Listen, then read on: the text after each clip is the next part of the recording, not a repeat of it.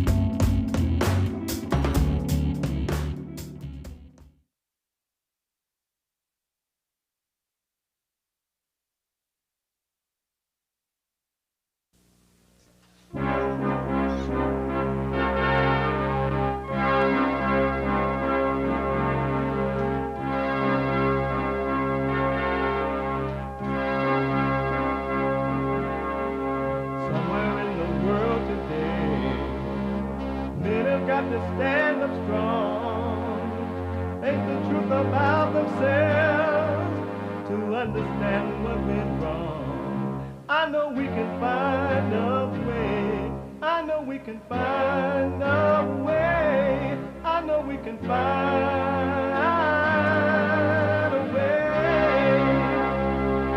to stand up, stand up, stand up. Throughout the world today.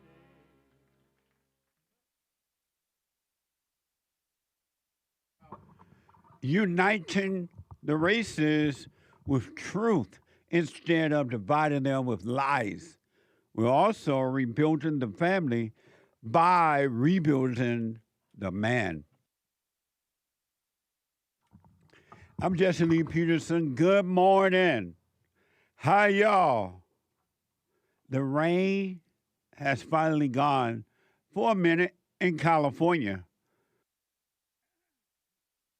So we'll see what happens. It's supposed to be nice and beautiful, sunny days again for a while. You can get involved by calling 888-7753, 773 888-77 Jesse, Jesse, Jesse,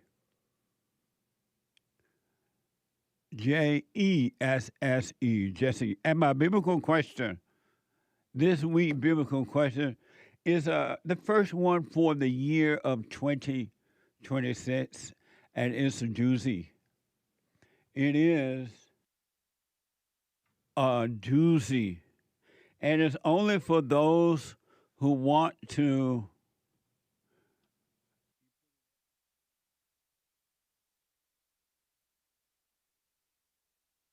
it's only for those who want to overcome, truly want to have life, real life. Those who do not love their misery, those who do not love their anger and fear and doubt and jealousy and envy and strife, loneliness, false identities, thoughts, resentments. Those who want to overcome. It's for those people.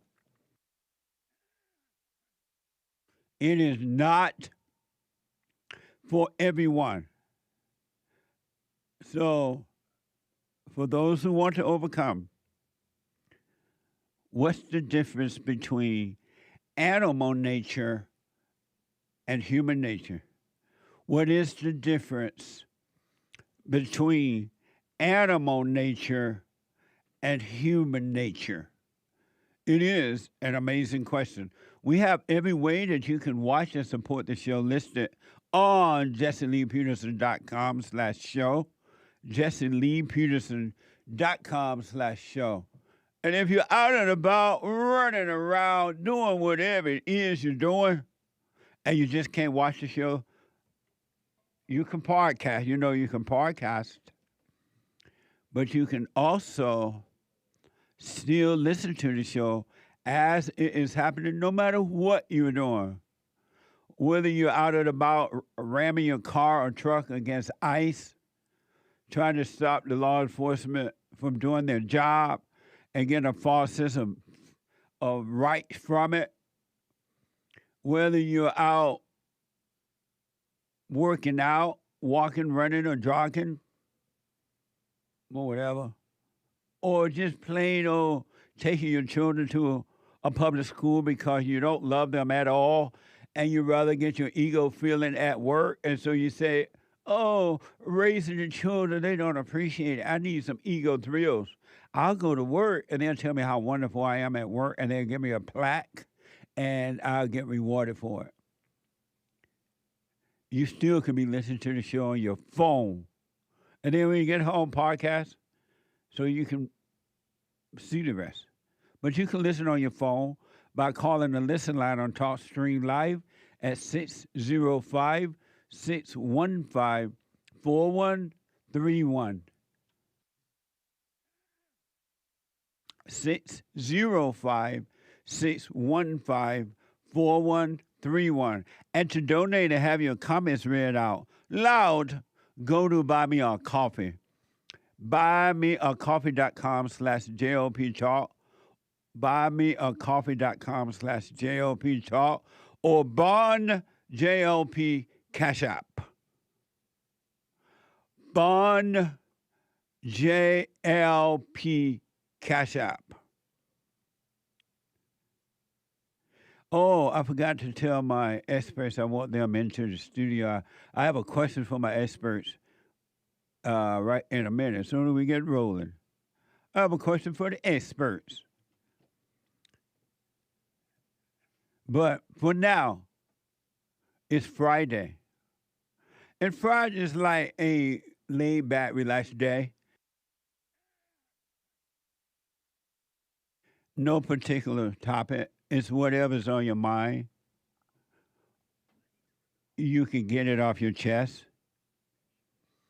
Whatever's on your mind, it doesn't matter what you look like when you're doing what you're doing. It's what you're doing when you look like you're doing what you're doing. Express yourself Friday. You, Tom, like a mug. You need to go and get yourself bleached because everything you say about black people and you're sitting up there looking like a tar baby. It might sound like a semantics argument, but he's a gray alien. I wonder if he's been smoking pot. Well, for the first time tonight, the state is responding to a viral video alleging more fraud in Minnesota, this time daycare fraud. So this is Quality Leering Center. Islam's coming to America. Islam coming to America? Yeah, it's coming. Wait, is this going to be One day, America will become a Muslim state, a Muslim country. Really? Tell Trump. Yeah. Yeah. Girl, say you fucking come. That jam with the Mac attack. We need a leader. What a mess. Talking about need a leader. If ever we need a leader, Lord, we need you now. Amazing. Get it off your chest Friday. So I have a question for my experts. My experts are here. To my far left and your far right is Hake, the host of the Hake Report, Monday through Friday at 9 a.m. Pacific time. The Hake Report. And he's also an expert here on Jesse Lee Peterson. And to my right and your left, my producer, the producer of the Jesse Lee Peterson Show, and an expert here on JesseLeePeterson.com. And to my far right and your far left, the host of the American Anchor Baby. That's not the American Anchor Baby. What's up? The he was host, sitting against the wall. the host of the American Anchor Baby, and an expert here on the show. And to my far right, the host of Punchie TV, and an expert here on JesseLeePeterson.com, Kurt. Amazing. So I have a question, and whoever want to jump in first can and respond to this question. And I was thinking about it because this week in counseling, I nearly heard almost every day in counseling. And I want to comment on it. But first, and I've heard this all of my life, but I have not heard it being explained what it meant. So have you guys heard the phrase, he who endures to the end shall be saved? Anybody ever heard that? Yeah. Yep. Okay. What does it mean? Let's do it with you first, Hank. That means all of your life. All you must my endure. life. What? You must endure. Endure what?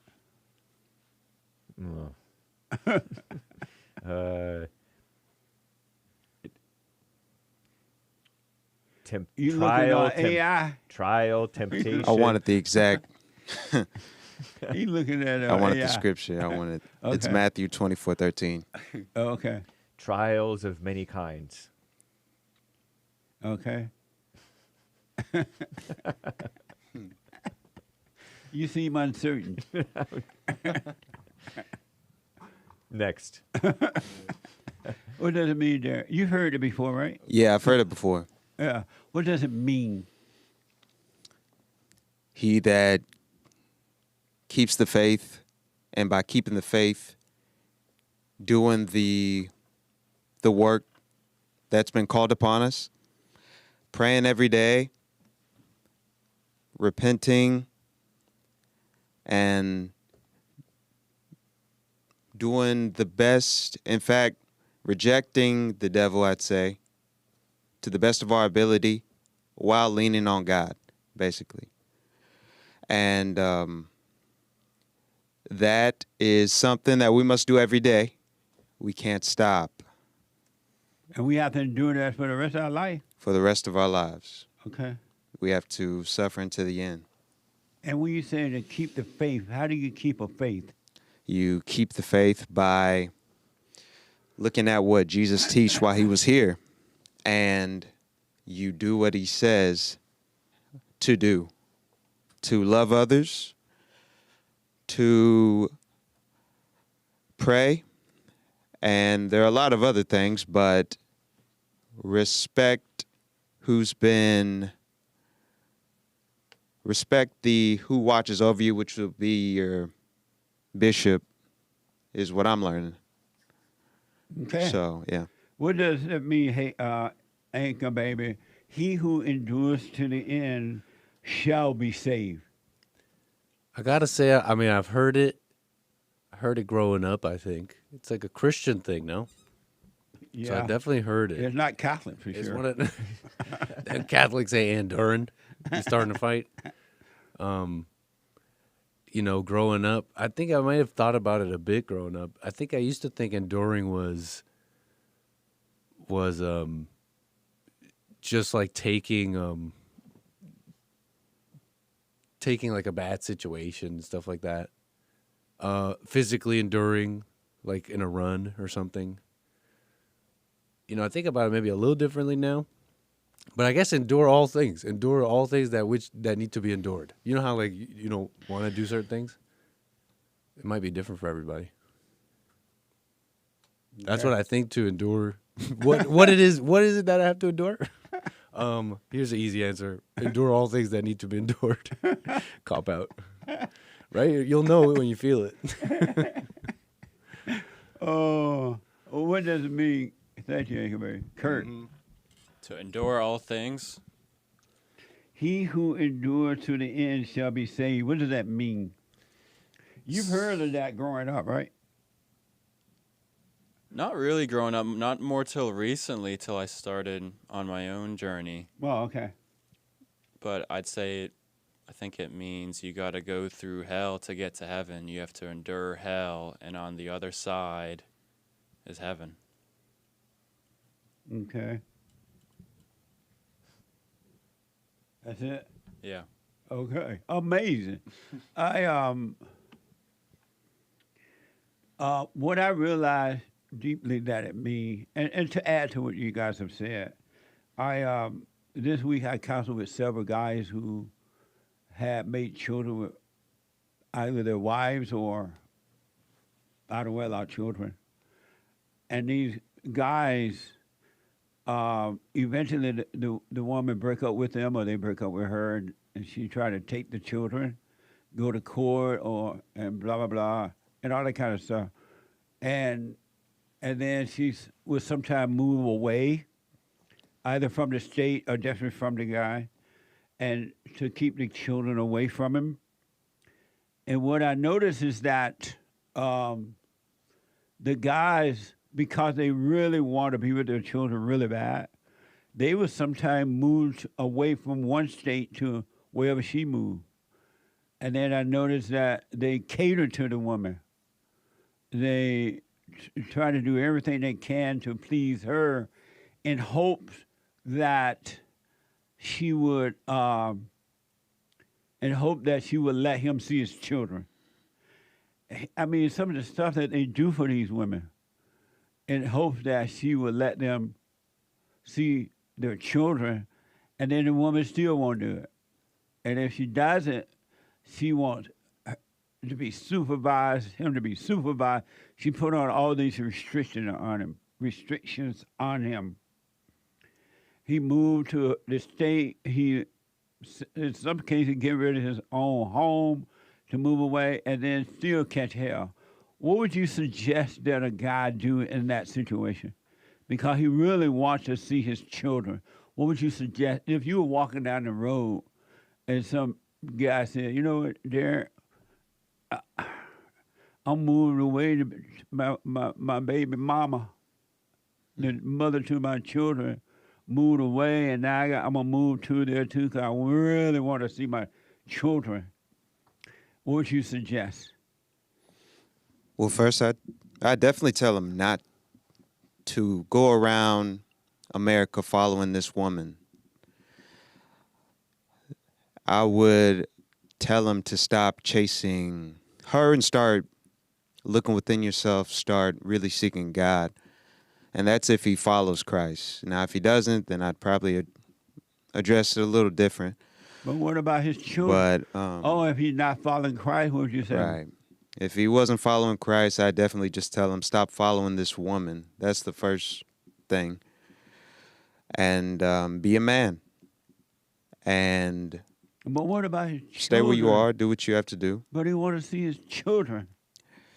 I'd also tell him you have to let him go because, you know, the house is already separated. The house is pretty much destroyed. Now, the thing you've got to do is just stay stoic at this point. Be someone that your children can look up to. Would you want your children looking up to a man who simps over a woman? But he doesn't want his children to go through what he had to go through, where he was growing up. And I hear this all the time from guys around the world. Mm-hmm. Meaning like not having a father? Their mother from, yeah. Oh, not having a father in their life? And they try to prevent the mother from destroying their children. Yeah, you would just have... think that by not being there, she's going to destroy them. Well, you just have to tell them it's already happened. Your children are in that situation, and this is the case. What would you advise, hey, if you're walking down the white road? I would say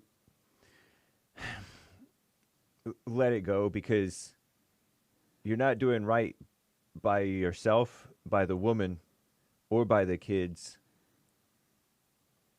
Running around like a chicken with your head cut off to try to appease and manipulate the manipulative woman who's doing this.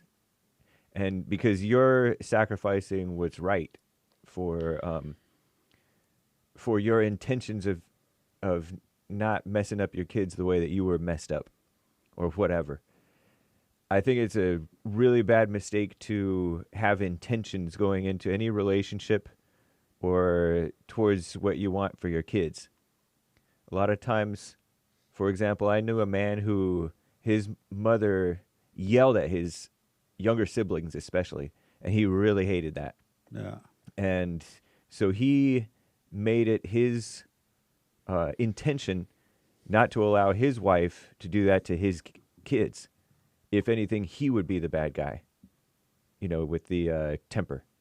And so he protected his wife from looking like the bad guy. Wow. And so it was just, it was a mistake to have that type of intention. And I know another guy who was like, oh, I want to do right by any girl that I ever get with. And it's just a dumb idea. It's not... You're thinking that it's godly, but it's not. It's playing God, really. Amazing. What would you say to a man if you're walking down the Mexican road, Anchor Baby, and you ran into another Mexican? And like, oh, Anchor Baby, my wife took my children away. She moved to another state or something, and she don't want me to see them, but I believe she'll get better. I'm gonna go to that state, move too. What would you say? I would tell him that your kid is gonna get a whole bunch of stuff from the world. They're gonna get sweets, attention. They're gonna go to their games. They're gonna get all this so-called stuff from the world. But the one thing that will be rare is a true example of enduring. So I tell him that this is the very thing that he's supposed to endure. But my kid's gonna think I don't love them if I'm not there. They already think that. They're already gone. They're already separated. And this desire you have for the kids is its own prison. It's like, and will it even help them to be, oh, I need to be next to them, or I need to do this or that. Now you got to focus on you. Will it, and being able to endure this would be, I think, in my opinion, a much better example than anything else they're going to get. Because they're going to get all that. They're going to get all the attention, and they're going to get all that. Amazing. He's got to endure this desire for the kids. I don't know how else to put it. What would you say, Kurt, if you were walking down another white road? Oh, hey, now hold on, Kurt. Did I see your hand? You did. You're not in the classroom. I know, but anyway, you don't want to feed evil by reacting to evil. A woman will do a crazy thing, or anybody will say or do a crazy thing. And when you react to it, you're feeding it, and you're feeding the evil in them and you to go more and more extreme. For the most part, a kid is going to be fine. Kids are pretty hardy. They can endure all kinds of evil stuff. They'll come out messed up like you and the woman and everybody else, but they'll be fine. But when you feed into it, they're going to do more and more extreme things, and it could end up killing the kids or killing you or kill the woman or all kinds of. I'm going to murder, but there's all kinds of evil things that happen when you try to interact and just to be around the kid. And what would you say, Kurt, walking down the white road? If they took my kids from me? Yeah. Oh, Kurt. My mother children took my kids away. She moved to another state, or she moved, and I'm gonna move. So I really want to be with my children. And what would you say? I would say tell her, give me back my kids. What's wrong with you? Give me my kids back. And if she's like, no, and she steals them, if she's really, hard on it, she steals them from you and she goes to another state. I mean, you can't hunt her down forever for your kids. So, and you're just, it's a whole big mess. So at that point, you kind of have to let them go. But should I move to that state so I can see my children? I think if I get closer to them, she'll let me see them. That's mama. That's crazy. Should I move to the state? You don't have to. Should I? Hey, no chewing gum on Mike. Oh, he's like, who's chewing gum? Me. Doxed. Are you chewing gum? Yeah. Like a cow. I forgot to take it out. You look like earlier. a cow. Did your English teacher tell you don't you? Well, looking like a cow is not as bad as sounding like a cow on real close to the mic. But then your teacher tell you not to chew gum in public. Yeah, but I did anyways. Now you're a grown man on camera chewing gum. You should have listened to your teacher. But go ahead. What was the question then? I said, give me back my kids. What's wrong with you, woman? Those are my kids. Okay. The core reason why you don't move, why it would be wrong for the man to move in that situation? Why? It's because at the core, you're playing her game. And she's backed up by the government. She's backed up by the state. And the whole thing is it's not that you're losing the kids in a sense. It's just that this woman is in the way. It's not like the kids hate you or were born like that. It's just this woman's in the way. And she's backed up by the state and all that. So if you go and play her game, you'll always lose. I think that's in the Bible somewhere. You're supposed to not You're supposed to not play the devil's game or something like that. You'll always lose. Should a man give up his children and just forget about them and move on there?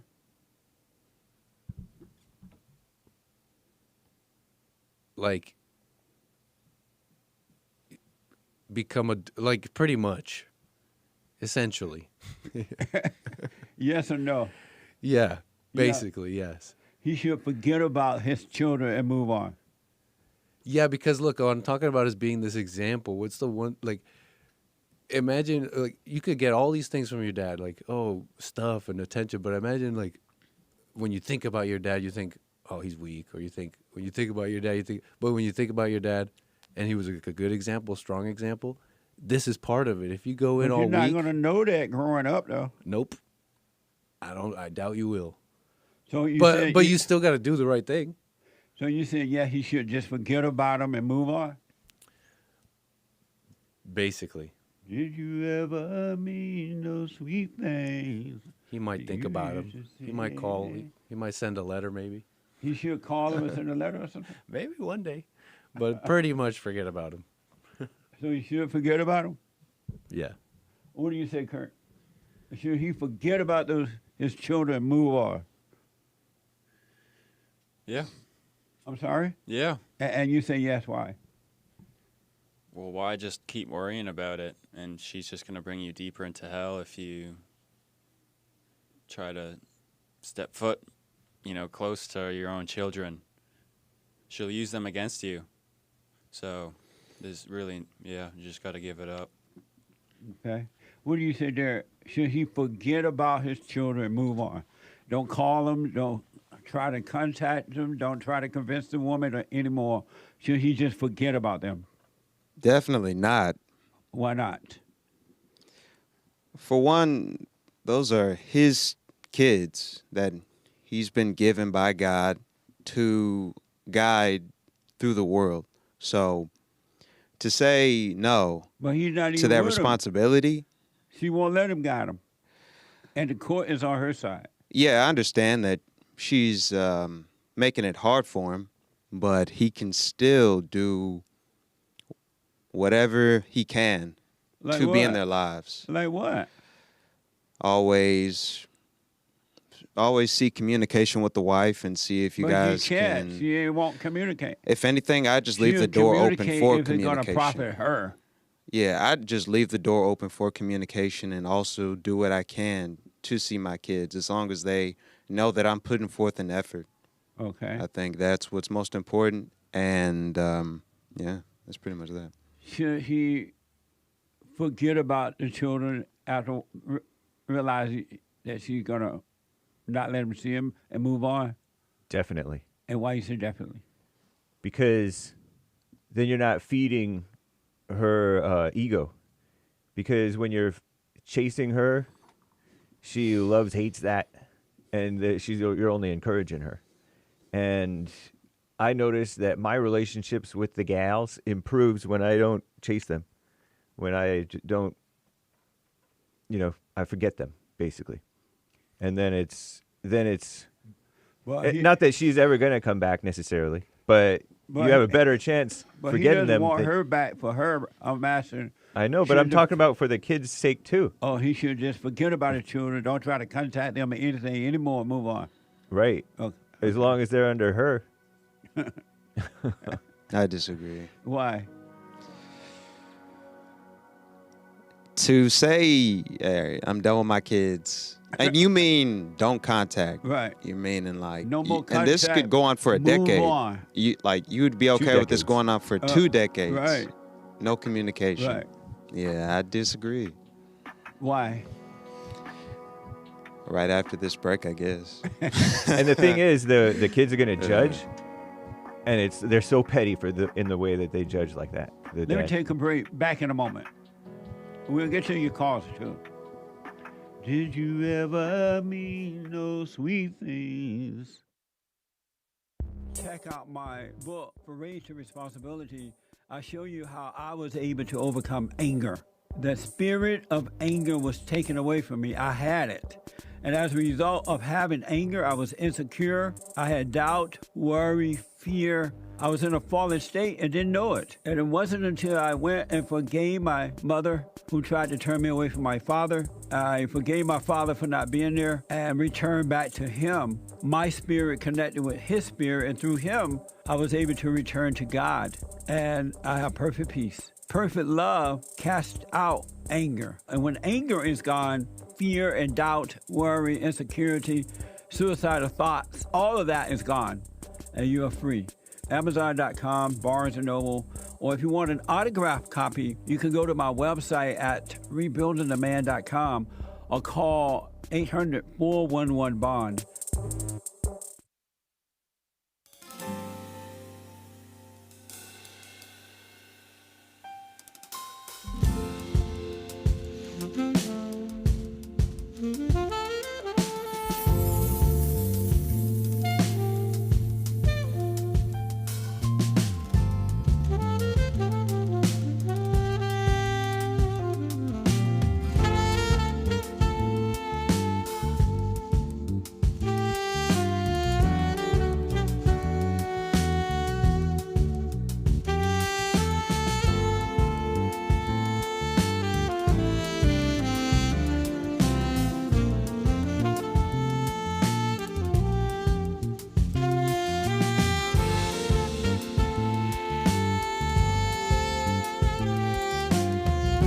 All right, folks, welcome back.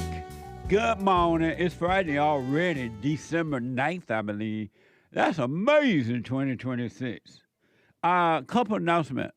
Number one, the Hate Report is coming up at 9 a.m. this morning, right after this show, the Jesse Lee Peterson Show. At 9 a.m., from 9 to 11 a.m. Pacific time. The guy with the good hair, and after the Hate Report, a brand new episode of the FallenState.tv. I had an amazing, very interesting discussion with George Reister III. And George is a former NFL player and the host of the Unfair Show. Watch this. Huh? What's the title of the show? Unafraid. Oh, yeah, Unafraid. My bad. He black. Unafraid. Watch this. Next time on The Fallen State. Does she obey you? That's not the dynamic of our relationship. She's an educated woman, too. Oh, my God. Would you want some woman on your football team? If she's the best person to make me win football games, I do not care. Really? Like, no. Does your mama know you think this way? Yeah. Your father knows it? Absolutely. What? You speak very well and you're black. Black men are well-read. Amazing. Amazing.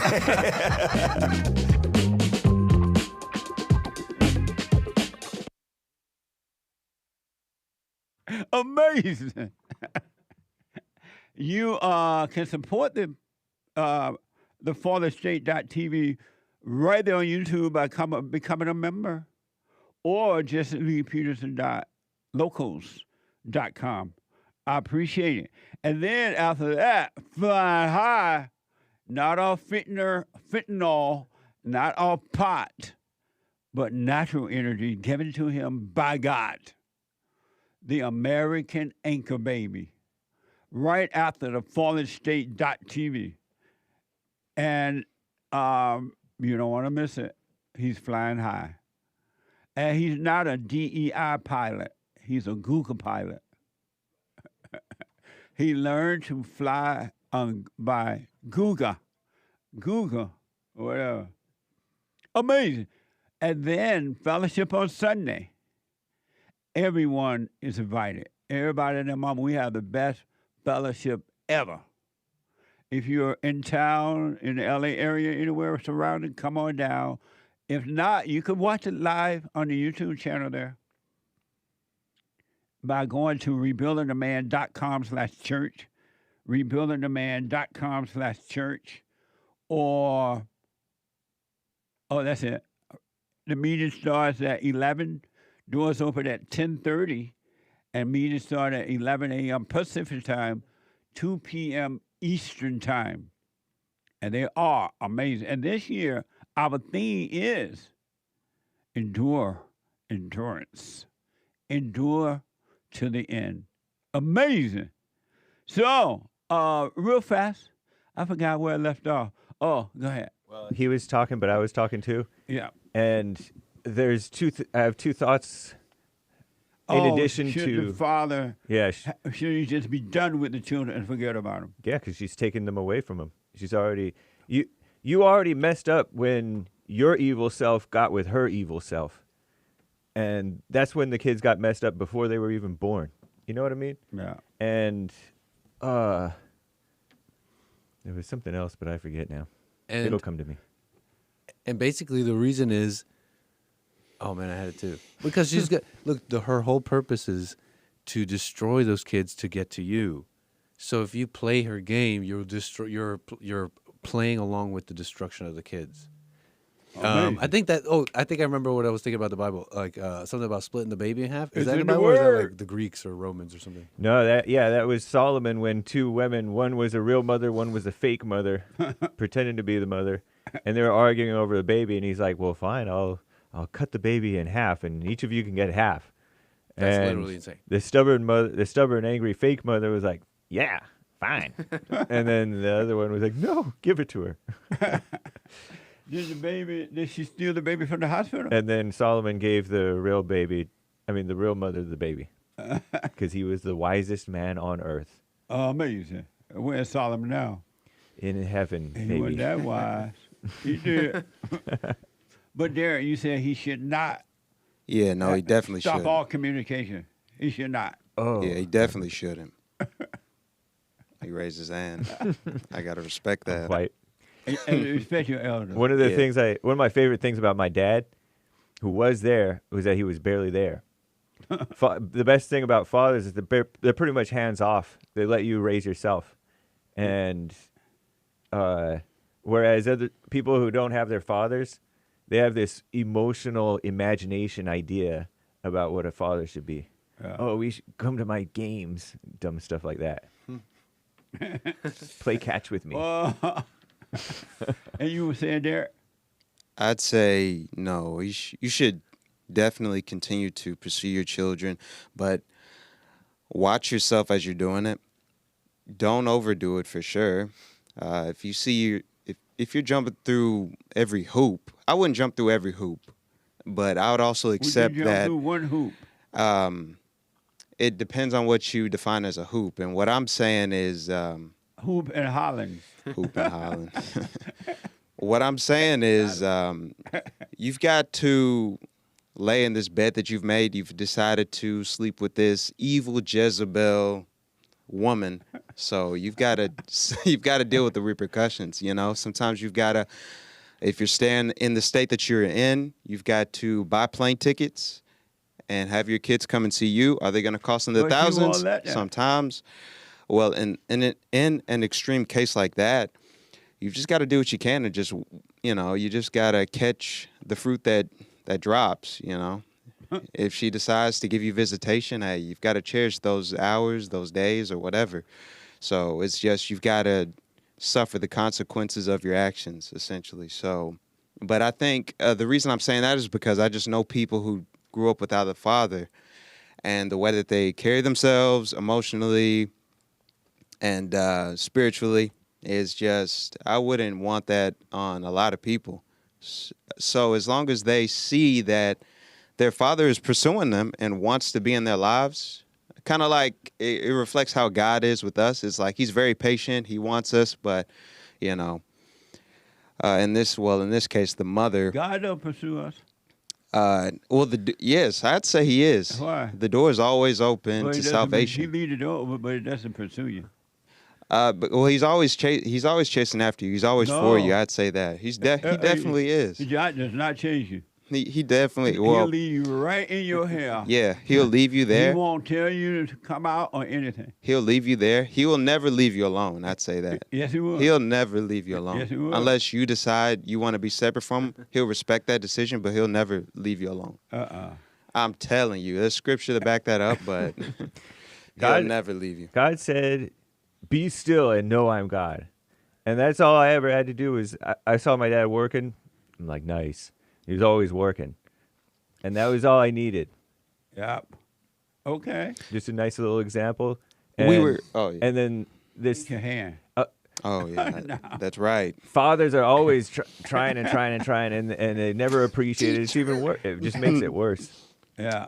Amazing. Yes. Teacher. I'm just kidding. We were talking. Sorry. Let them have it. Respect your Sometimes the easy, obvious solution is the right solution, the easiest solution, but it's not easy emotionally because you have that evil mama emotional spirit.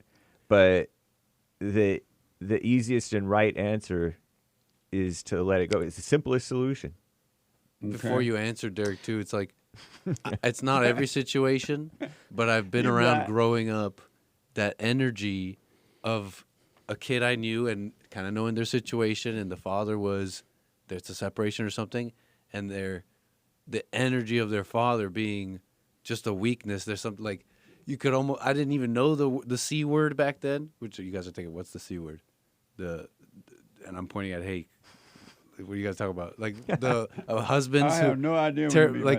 Weak husbands who let their wives be with other people. See you. Come on. There was that energy. Somebody who surrenders his. I have been around kids whose fathers and that energy was there.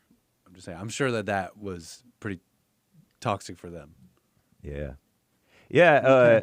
A kid doesn't want to see his father pursuing and striving to see them, because God said to stop striving. Be still literally means cease striving.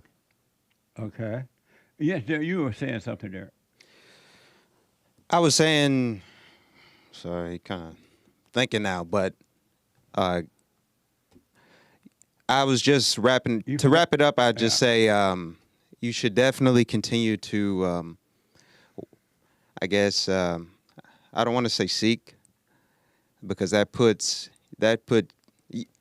thing is you don't want to put your kids above God. So put God first and continue to pursue your children. I'd say that.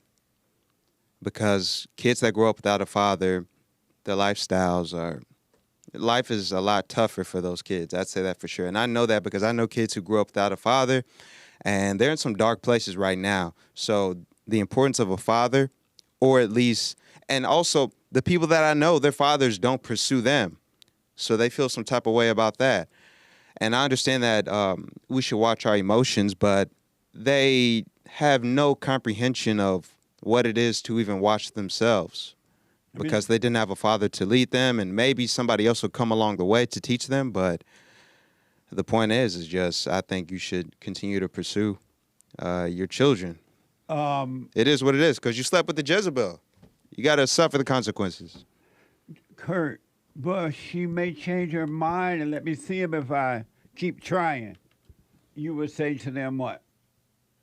If she said she might change her mind. Who said that? She said that, or someone else? That's what the father is thinking. Oh. She might change her mind and allow me to see them. Well, now, I'm not doing that type of thinking, just to be clear. I'm not doing that type of thinking. Oh, maybe if I send her this amount. I didn't say you. I was just trying to clarify. Why do you think you? That's it. No, because somebody could interpret it as, oh, this is Derrick's position. No, that's not my position, because that'd be a hoop that I wouldn't jump through. That's not that type of thinking. Oh, about she might change her mind? Right. She might change her mind if I do this. If I send a high seed or something. Would change your mind. If I do all this and that. Like, no. You were about to say, Kurt? Well, first of all, what did you say about the... She might change her mind. And so if I'm near the kids, I'll be able to see her because she may change her mind. That's just stupid thinking. That's the devil talking to him, saying she's going to change her mind. No, she set out to destroy you. If she's using your kids against you like that, she is set out to destroy you. Okay. Amazing. Well, because of time, I hide into the fathers out there around the world, because I'm telling you, I hear this every week, at least in one or two of the counseling sessions. I highly recommend that if you with a woman, you made babies with her, whether it's your wife or your girlfriend or whatever, that if she's giving you any problem at all of seeing your child, you need to drop it, forget it, and move on. Don't pursue her. Don't pursue the kids, because you will be destroyed. And when you pursue it, the woman is going to use you for herself. She's going to make you spend extra money on her. She's going to make you waste money traveling, going back and forward. She's going to want your car or something.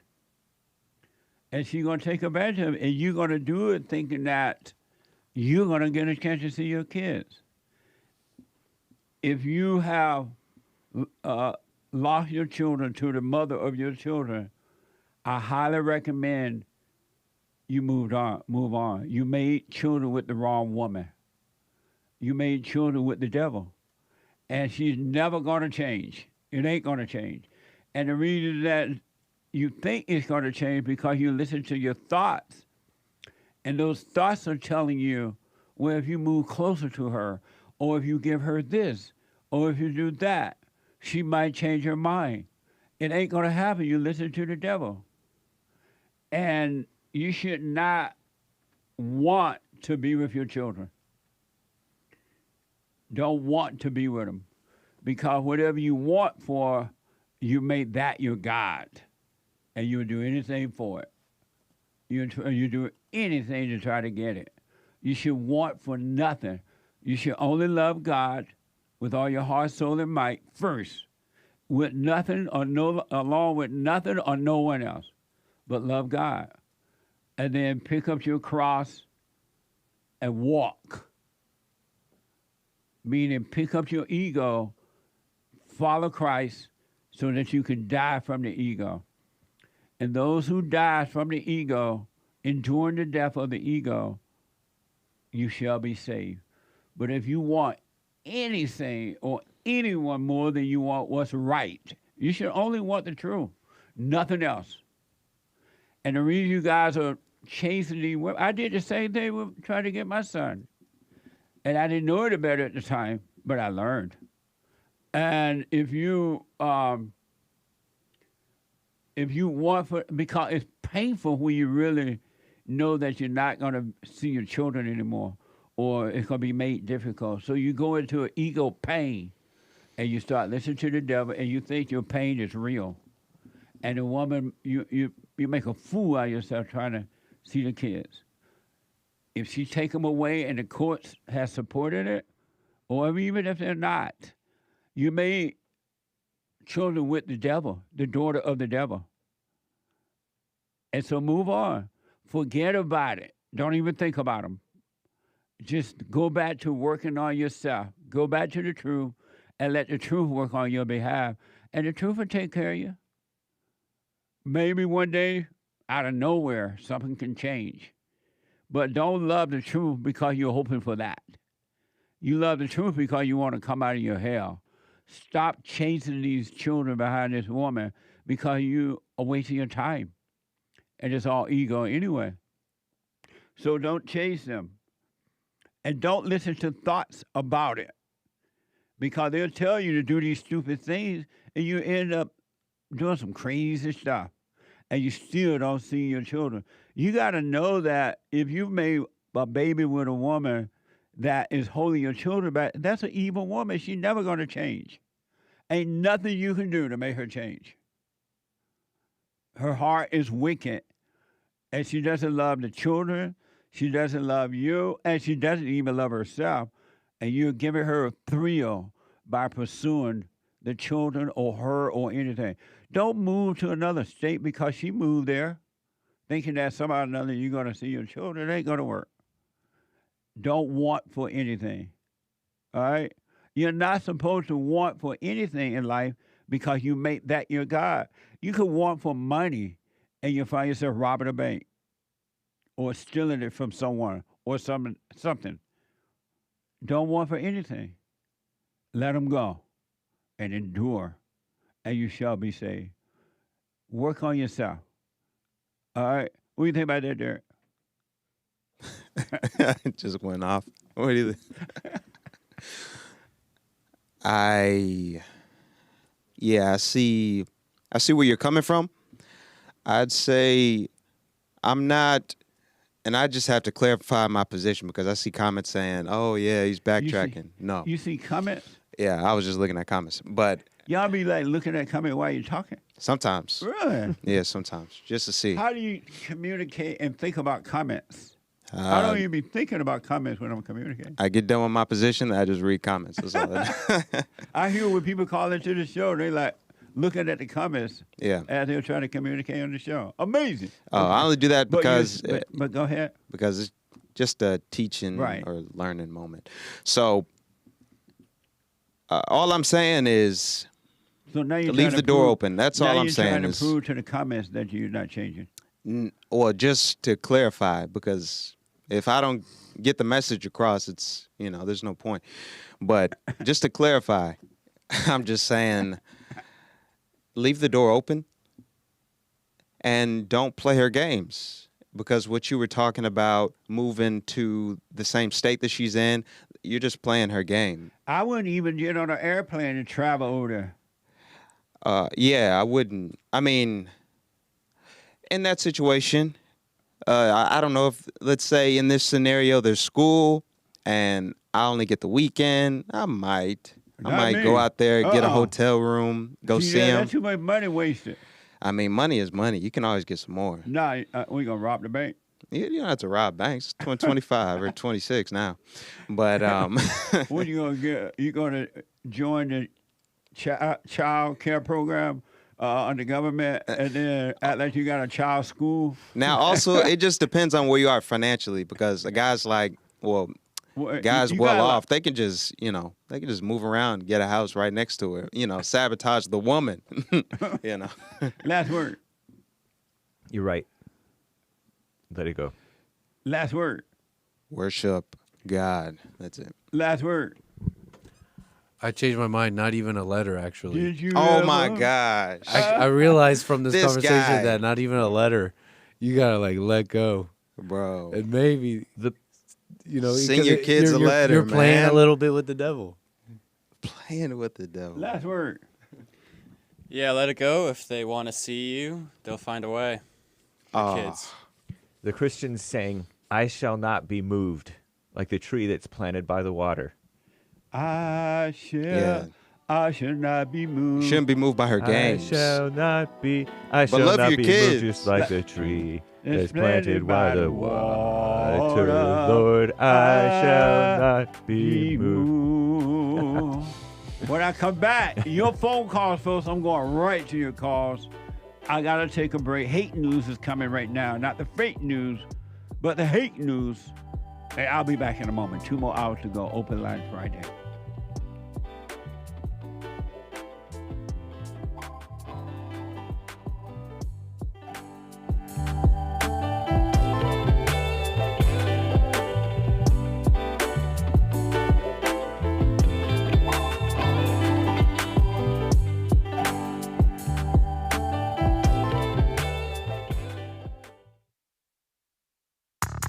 I recommend you get a copy of my book, From Rage to Responsibility.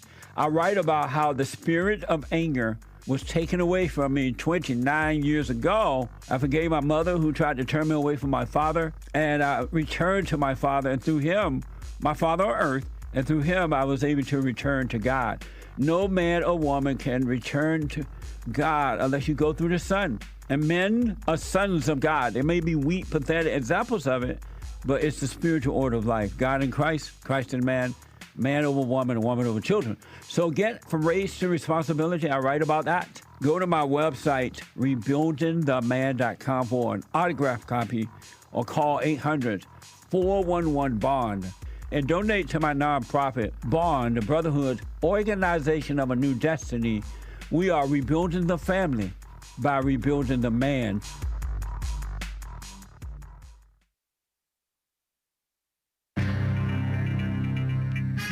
A whole lot of mess going on in this old here world. There was another shooting. There's been a couple of shootings by ICE, purportedly. Not necessarily ICE, but Customs and Border Protection or ICE or whatever, in Minneapolis, Minnesota, and Portland, Oregon. Two far-left liberal, off-the-deep-end extremist, pro-illegal alien and meddler, obviously in the wrong people, sets of people, and or cities full of people. And then two seemingly justified shootings based on what we know so far. And the anti-government protests are spreading. Riots, really, seemingly. I'm seeing fires in Iran. I don't like to see that, but I don't know. And there are new White House expansion plans, so get ready.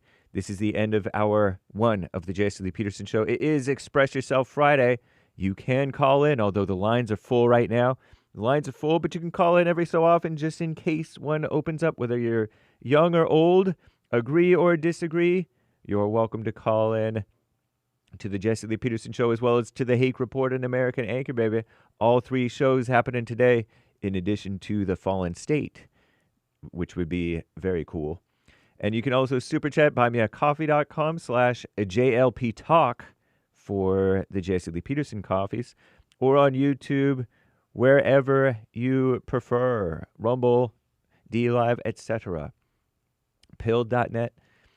And we will get to your super chats and more great stories. It is Hake News, not fake news. Commie Nonsense Network, CNN, reporting a series of upcoming state races in the United States. Political races, that is, could shape the 2 final years of our greatest president, Trump's presidency, and offer a glimpse of what politics after him could look like.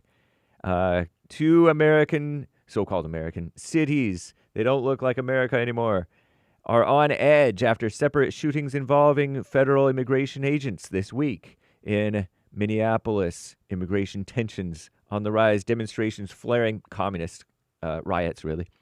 After an ICE officer shot and killed a 37-year-old U.S. citizen meddler gal on Wednesday, with protesters demanding the Trump administration end their immigration crackdown in the city, which makes no sense. The White on the Inside White House, meanwhile, defending the actions of the ICE agent involved.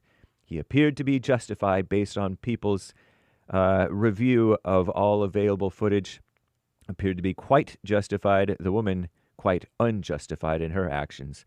In the separate incident, a so-called married couple, illegals, both of them, we think, maybe both involved in prostitution and Tren de Aragua gang, so they say, in Portland, Oregon, shot by Border Patrol agents on Thursday. And by the way, Portland, Oregon is pretty far from the southern border. It's up halfway, more than halfway up towards Canada.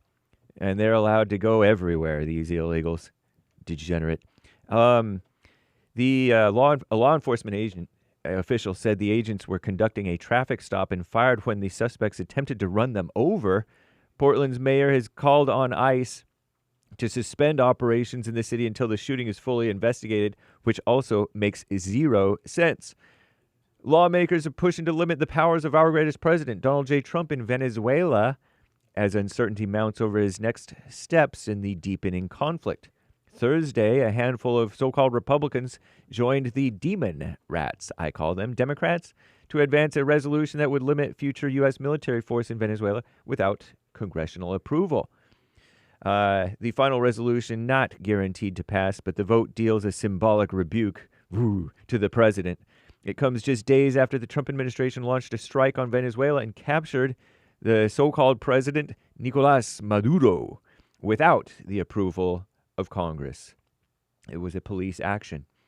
Very nice. And Iran's internet is blacked out. Iran was hit with a nationwide internet blackout on Thursday. By who? As mass anti-government protests spread and riots really, anger over economic hardship and security crackdowns.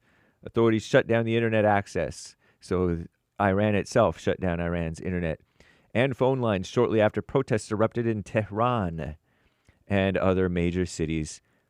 It didn't immediately stop videos from those demonstrators, but I'm James Hake, now JLP. Hour 2.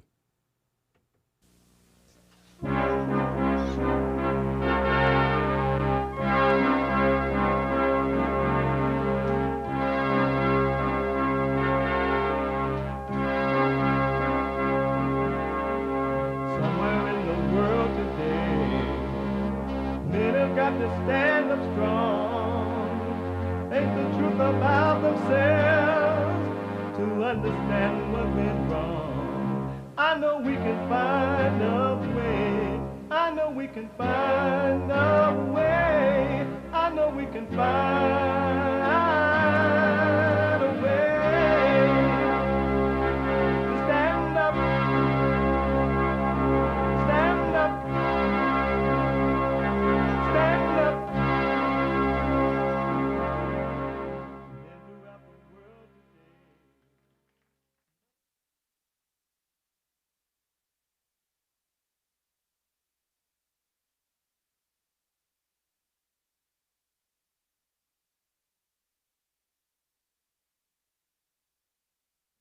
Uniting the races with truth instead of dividing them with lies.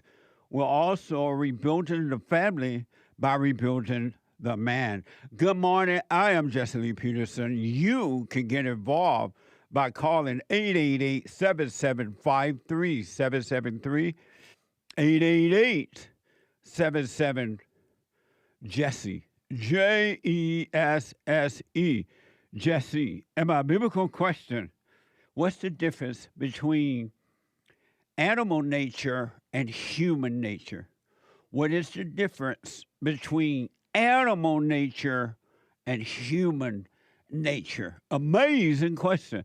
We have every way that you can watch and support the show listed on JesseLeePeterson.com/show, JesseLeePeterson.com/show.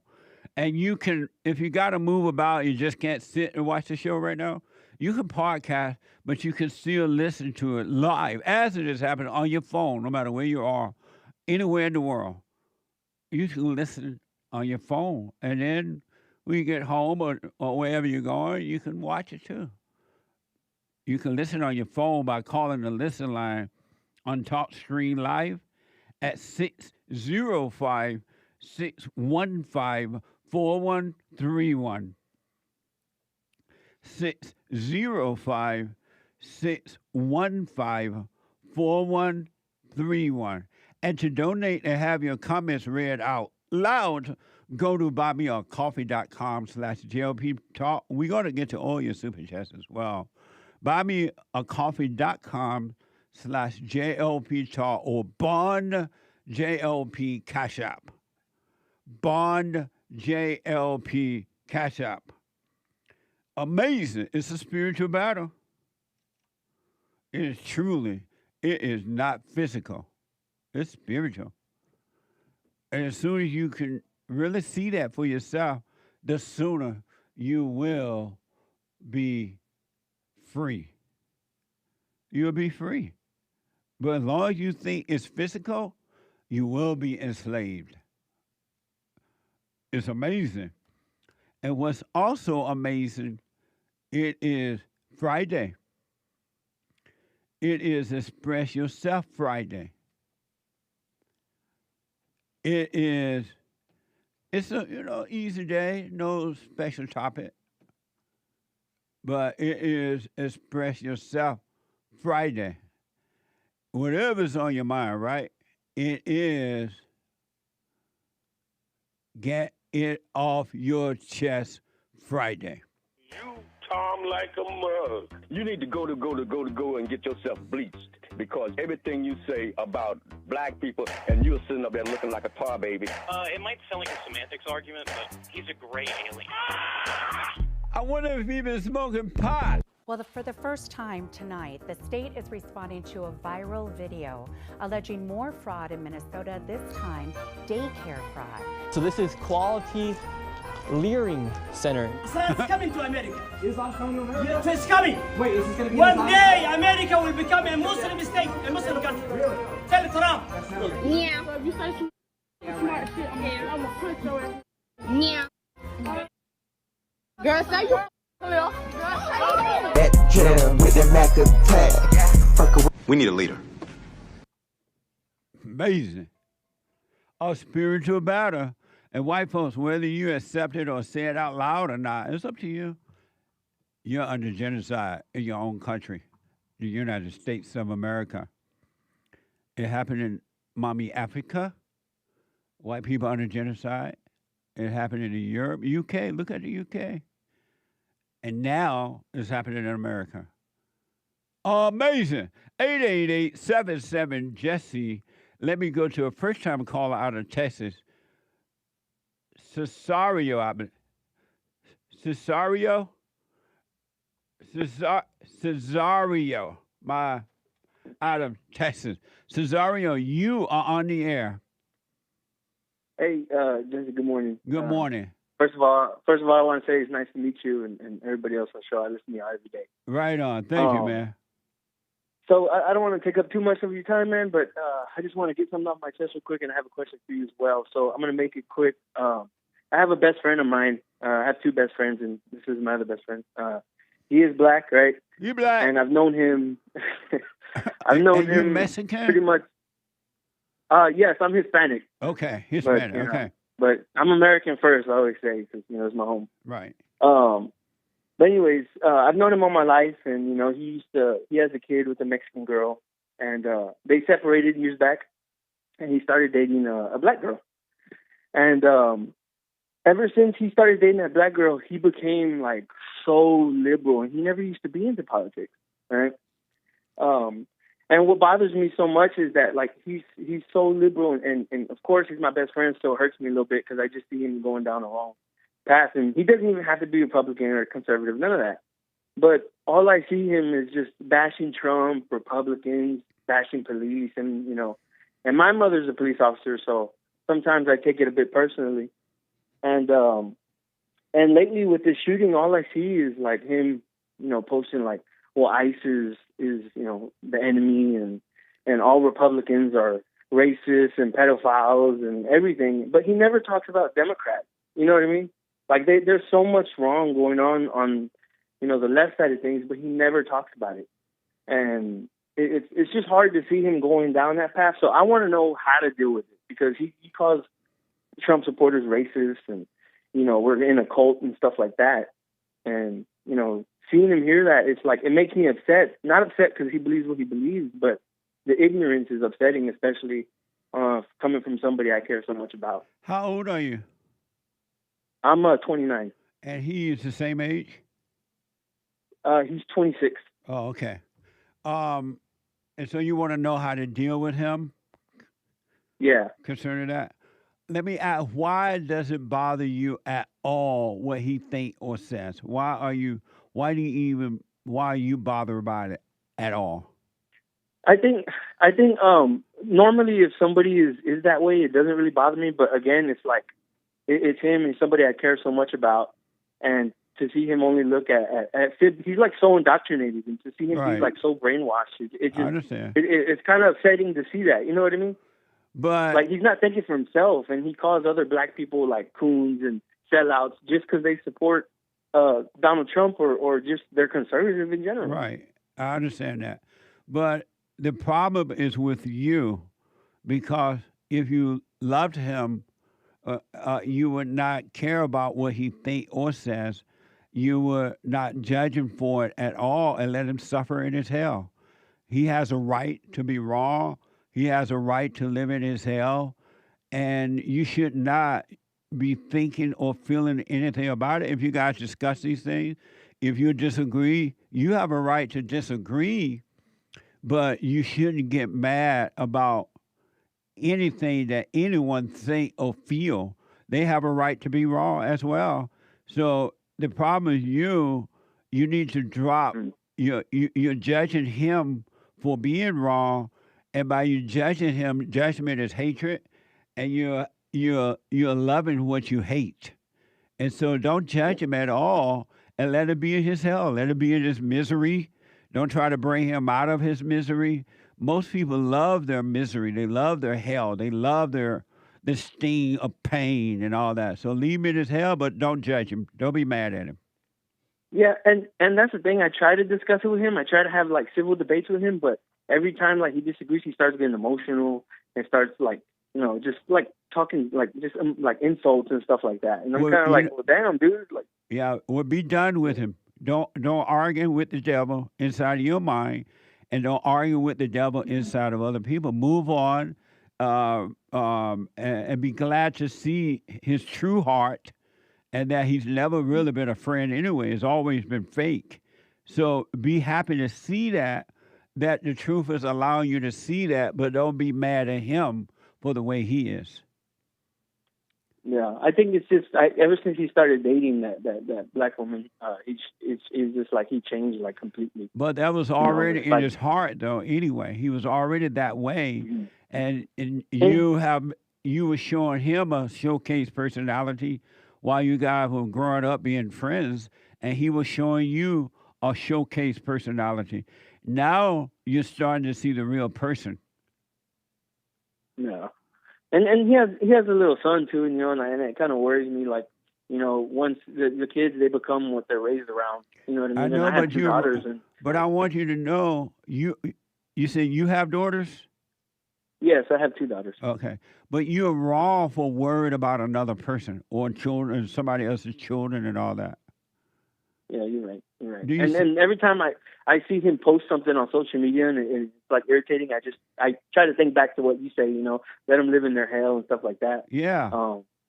And I talked to my aunt about it yesterday, and she lives in Germany. She moved to Germany, and she's like very Christian, and she's super like conservative, and she just kind of tells me the same thing similar. She just says look back to the Bible and just read on that and stuff. You have to love him with the real love by realizing that he can't see. He's blind. Forgive him. Yeah. He know not what he does or what he do. He's blind. He can't see. Yeah, so that just from this point on, just let him be. Yeah, stop arguing with him. Don't try to change him. Don't even keep up with what he's doing. Why you even think about him at all? Move on, man. Are you married? Yeah. No, I'm not married. No, I'm single. But how many children you have? I have two daughters. Not too good. What a beta. Yeah, I mean, I love my kids, but I made, it didn't work out for me. You made a girl first. Everything's falling into place. Yeah, well. You made a girl first and second? Yeah. But have you forgiven your mother? Oh yeah, my mom. She's a great mom, man. She's never judged me or led me down any wrong path. She says, do what you think is right and believe what you want to believe. And she's conservative as well. She's a big Trump supporter and she's a police officer, and she minds her business and she's good. She has a good heart. Okay, and have you forgiven her? Yeah, I mean, she's she raised me well, and I've never had any anger towards her. I had a good childhood, and even being an adult, she's been great. Our relationship has always been good. And have you forgiven her? No, not yet, because there's nothing to forgive. Oh, okay. And why did you say yes? You have forgiven her then? Well, I guess I more or less just meant like we're like fine. There's nothing really to forgive because she hasn't done anything. But. Did your father protect you from her when you were growing up? While growing up? My father, my real dad wasn't like in the picture. He was like more or less like a weekend father, but he's still a good guy. He never kept me from my mom or told me anything bad about her. It's just he lived a completely separate life from me, but he was still a good guy. He was still a good dad, and him as well. He's also a Trump supporter. He's conservative, and when you ask him why did he leave you and leave you with her, what did he say? I've actually never asked him that because why not? More like 90% of my life has been with my mother. So the time I did have with my father, I didn't really see it like well, I didn't really care to ask because at that point it didn't mean anything to me. It didn't mean anything to be with your father? No, not really. And why not? Again, because my mother raised me 90% of the time, and she played the role as a father and a mother, and she did a hell of a job. And why do you ask him as an adult?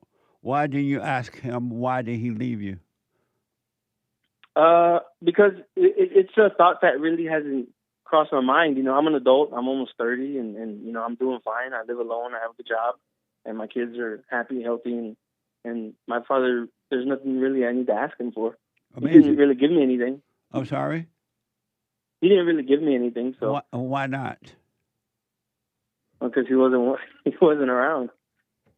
He wasn't around? So let me ask, because of time, your mother was perfect?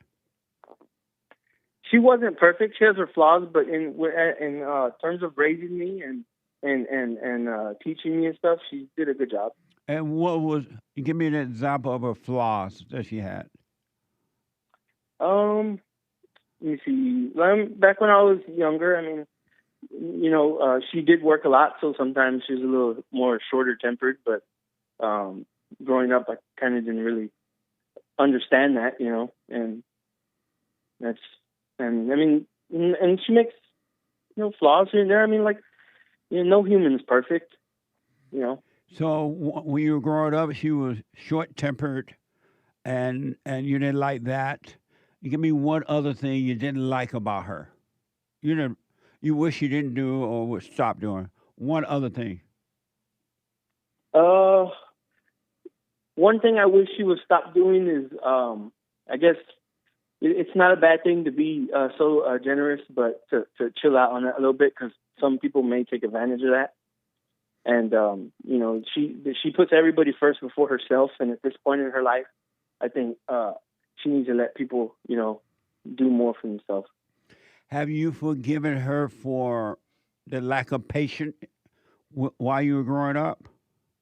Oh yeah, of course. Did you tell her that? We talk about it sometimes during the times. But when we reminisce on things, like when I was younger and stuff, like she got mad at me one day and she threw away some of my stuff, and we talk about it and we laugh about it now. But you know, she was short tempered and she wasn't thinking right at the time, and it is what it is. And what's funny about her doing that to you? I guess because we look back at our mistakes and we realize how stupid they were. You know, so. But why haven't you forgiven her for that so that you can overcome her? I've forgiven her for that. You didn't tell her that. Yeah. Well, when we talked about it, I've told her I've forgiven her for that. No, you didn't.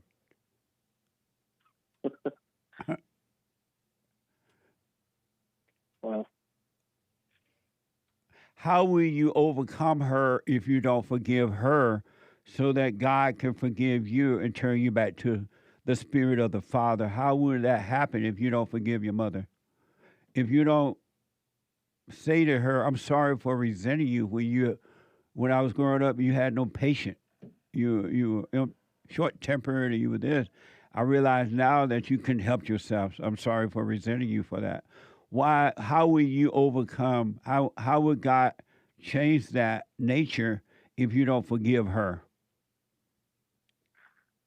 He won't be, I guess, because, you know, that memory, that thing is always going to be there until, you know, I do forgive, like you're saying. And why don't you do it so you can be free and overcome all these emotions? Because the emotions that you have about your friend, the way he is, about his children and all that, that's your mother's nature. That's not a normal nature. That's an abnormal nature, and it's evil nature. And his ego is all selfishness. It's all about the self and no one else. How will you overcome the spirit of your mother if you don't face her and forgive her for what she's done? I'm sorry for resenting your mother. I know now you can help yourself. Her mother did it to her. Mm-hmm. Yeah. And the reason your mother is so generous with everyone else, because your mother is real evil and she's trying to pretend to be nice. She's doing all these things because she wants to put on a fake personality as being a good person, and she's not good at all. So once I forgive the past of the short temperament when I was a child, and once I forgive that, then me worrying about anybody else would just go away. Yes. Okay. Because you're acting like your mother when you're upset, when you worry, when you're mad at your friends or anyone because they won't do it your way, or they're going against what you are. You're acting like you have the woman when you act that way. Men, It's abnormal for men to be that way. That's why men and women must be born again, but you got to forgive, realize you're wrong for hating her. And forgiveness is to admit, I have been resenting you. Here's why, if necessary. I'm wrong for doing it. I realize now you couldn't help yourself. You have your mother's nature, and that's why you feel the way and think and act the way you do in the world. You're acting like your mother. Your mother's not a good woman at all. That's why your daddy couldn't deal with her.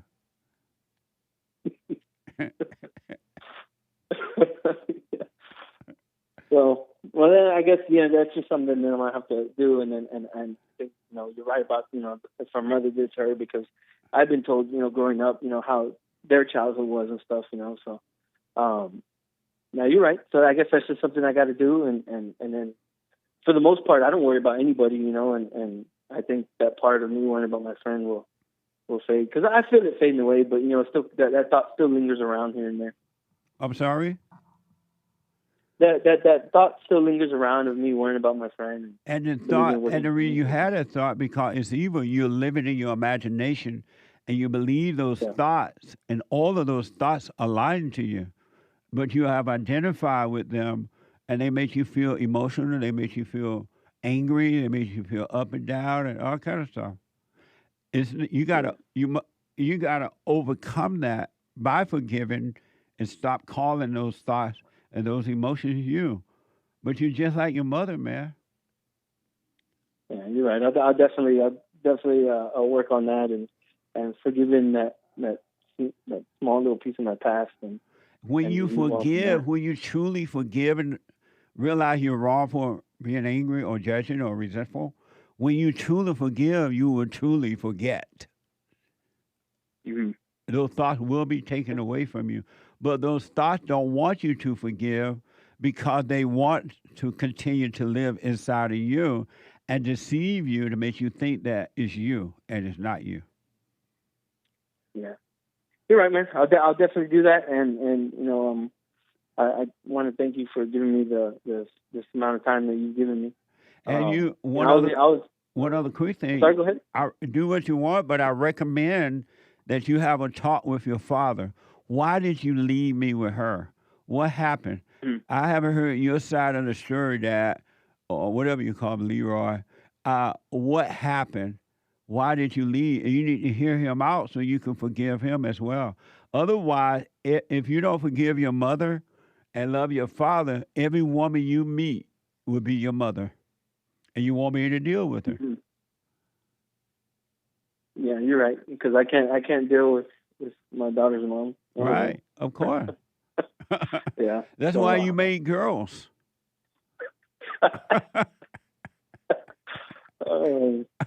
But you gotta. Why? What? No, go ahead. You gotta. I mean, when I say gotta, you don't have to. But if you want to be free and be you and be one, be whole, you got to forgive your father too, because if you don't love your earthly father by forgiving him, you're never going to love God. It's impossible. How can you say you love God and whom you never see and don't love your earthly father who you see? Yeah, no, you're right. Yeah, that makes a lot of sense. And then maybe once I forgive, I'll finally be able to have a boy, huh? Yeah, your father make a boy, a whole truckload of boys. Well, I appreciate your time, man, and I appreciate what all of y'all do on the show.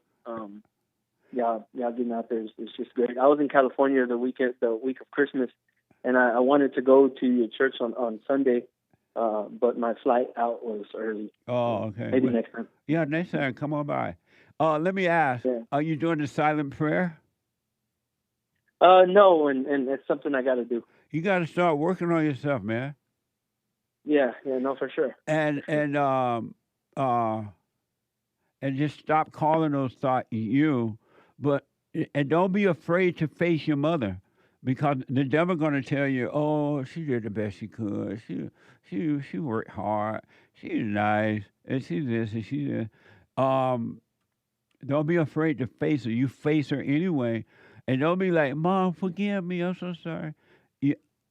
Mother, I am sorry. Do you call your mother mother or mama? Yeah, I call her Mom. Mom, I'm sorry for resenting you. I realize now when you were impatient and doing all that stuff you did, you couldn't help yourself. Her mother did it to her, so she did it to you, and now your daughter's mother is doing it to your kids, and it goes on from generation to generation until somebody change. Mm-hmm. But you got to face it, so don't let the devil talk you out of it. Yeah, for sure. I definitely will, man, and you know, and I'll be reminded every day because I listen to you every day, man. So, okay. You know, I appreciate that. Let me know how it goes when you do it. I will, man. I'll definitely call back another Friday. Okay, and don't be afraid.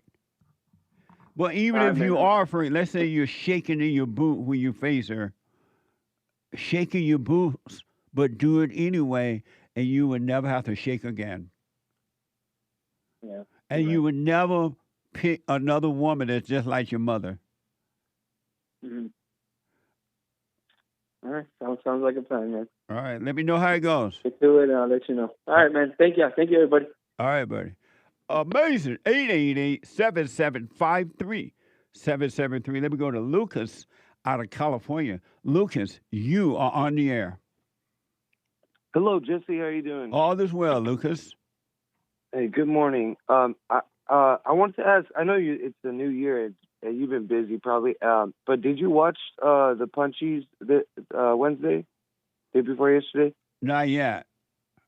Oh, it is amazing. It is 100% my favorite Punchies episode I've seen. I'm not joking. Do you know what rage baiting is? Or I'm pretty sure the guy's talking about it, right? Like, do you know what rage baiting is? I'm not going to do that. Rage baiting? Yeah, rage baiting. It's like whenever you say stuff, it's almost like with the guys, you kind of. Are you saying rage or race? Rage. R-A-G-E. Oh, R-A-G-E. Yeah. Okay. Rage baiting or baiting? Baiting, like kind of like saying stuff to people just to get to see if they get ticked off, or get angry. Oh. No, I had not heard that term, but okay. Okay, well then you have to watch the Punchies, the newest one. But were they rage baiting? Yeah, rage baiting. They were. Yeah, that was the whole episode they had day before yesterday. Punchies. Oh, so they were talking about what it means to rage bait? No, they were talking to each other, kind of trying to rage bait each other, and then the callers especially, and then but it was very interesting to see them. I mean, I don't know if they control this themselves. That's what I really want to know. If I'm going to be calling into Nick's stream, because I won't be able to call into Hakes. Maybe I will be able to, but because I want to see if it affected them, because that's why I was hoping you watched that episode. But I've been wanting to talk to you about it. Was that a good thing that they were doing, or a bad thing? I mean, it was a good thing. No, it was a good thing. No, it was a really good thing. So you're supposed to rage baiting? Yeah, no, I'm not opposed to it. No, I said no. It's a good thing to rage baiting. No, it's fun. See, that's what I was gonna talk to you about. But like with the bros, with the guys, it's actually kind of a fun thing. We kind of, it's like telling the truth to somebody, but also just being funny about it to see if they get. That's how they were doing it. But yeah, I almost want to see how it would be if it was women that did. But you didn't watch the episode. But no, I didn't see it yet. Yeah, it was a really, really good. No, nothing bad or anything. No, it was my favorite Punchie TV ever. I want to see it. You made it sound interesting. Good. Yeah, you have to. It was and it has nothing to do. I called in last. I did some jokes. I tried to rage bait them, but but all in all, they know I love them. I love Nick. I love Hake. I love. I love everyone. I'll check it out and I'll comment on it. Thank you, Bernie. I got to take a break. Back in a moment. I recommend you get a copy of my book, From Rage to Responsibility.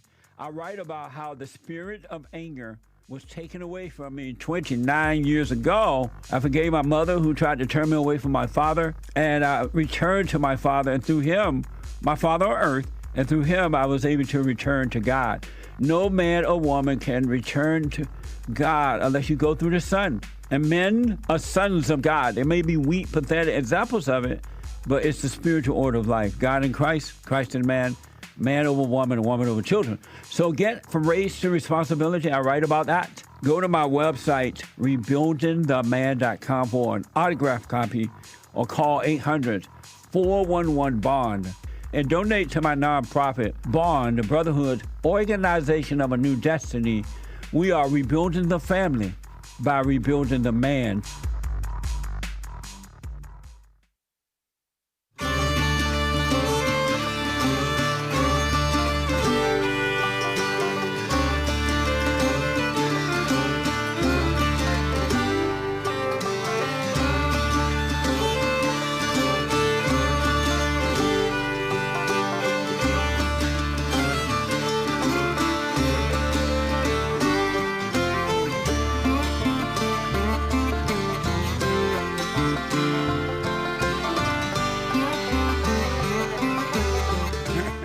Okay, welcome back. 888-7753-773. 888-77-JESSE. JESSE. So, a couple announcements. Number one, I do cameos, personal shout-outs for you. Whatever the shout-out is, I will do it for you.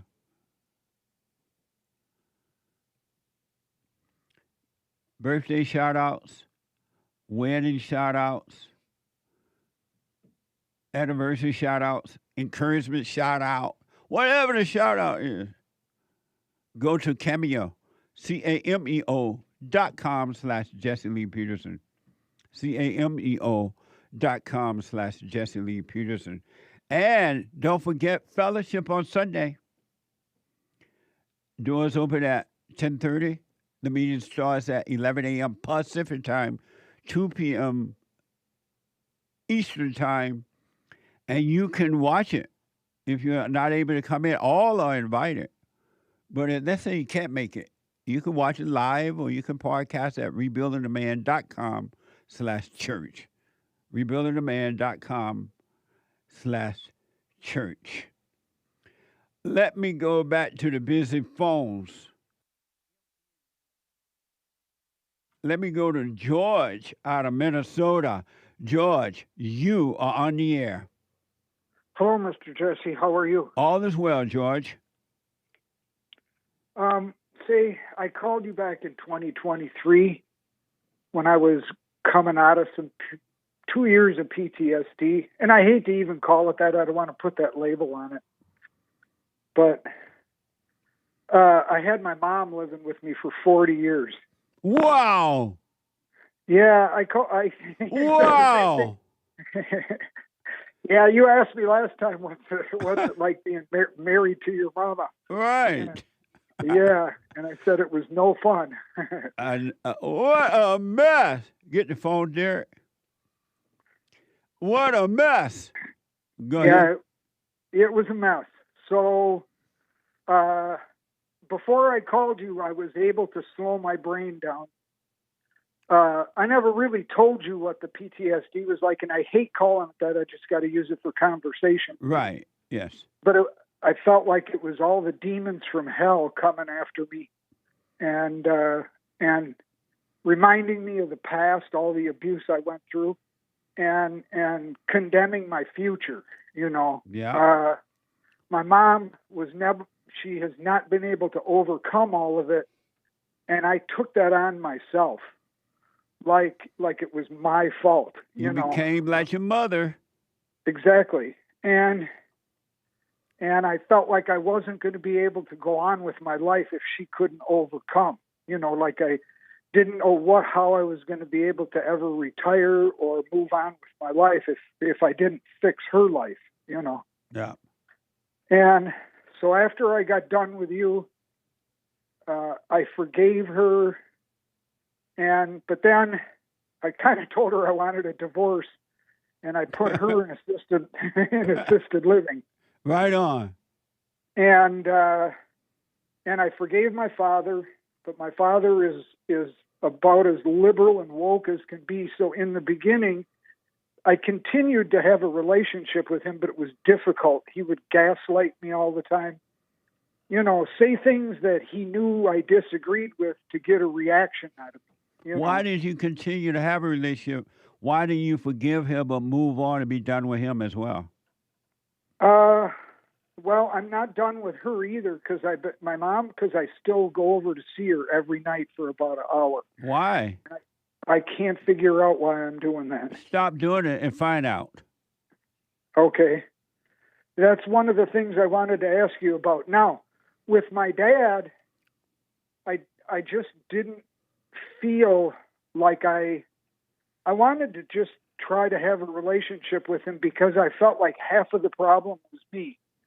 I felt like I was still angry with him. You know what I mean? So I kept my relationship with him, and I learned kind of how to be a little bit of a doormat and not react to the things that he would say. Yes.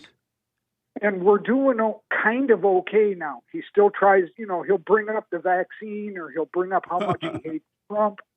He'll do stuff to get a reaction out of me. And actually, it's a good test for me, you know, it is. It's a good test not to react, yes. You know, and just let it slip by. And with both of them, I can separate the evil that's inside of them from them. You know, when I look at my mom, I know I don't want to cry because I'm still a beta, Jesse. But I do love them with the love of God. You know what I mean? When he's crying, he's lying. I know I'm lying, yeah, but I can't help it sometimes. I understand. But I look at the both of them, and I know that there's a person in there somewhere. You know what I mean? And I'm able to separate the person from the evil that's in there. You know what I mean? Yes, I do. Yeah. And I can still love them both, kind of like God loves me, you know, unconditional. Like, no matter what they do, I can still love them. I mean, even if I separated from them, I could still, you know, come and help them if they need something, you know. But I'm kind of at a roadblock right now, you know. I used to smoke pot, and I quit all of that. And within the last few days, you know, I was still smoking cigarettes, and I tried to quit doing that, but you know, that's been kind of difficult. So I just cut way back just so I wouldn't go crazy right now. And, you know, I've been through some physical stuff, you know, that's taken its toll on me, you know. And I'm battling with the fact that I don't know why I still go over to see her every night, because in the last year and a half since I put her in assisted living, she barely speaks a word to me. She puts on an act for me. Her apartment is a mess. And she does that on purpose to make herself look like a victim. You know, and she's a Bible-thumping Christian. So she'll tell me that she's filled with the Holy Spirit and I'm filled with the devil. You know, and I walked away from all the churches. You know, I spent 18 years in leadership in the Pentecostal church, and I realized how wrong all of that was. Because everybody could quote every verse of the Bible. They prayed in tongues, and they pushed each other on the floor when they were praying for them and singing and dancing. But everybody was living like the devil, even though all of that was going on.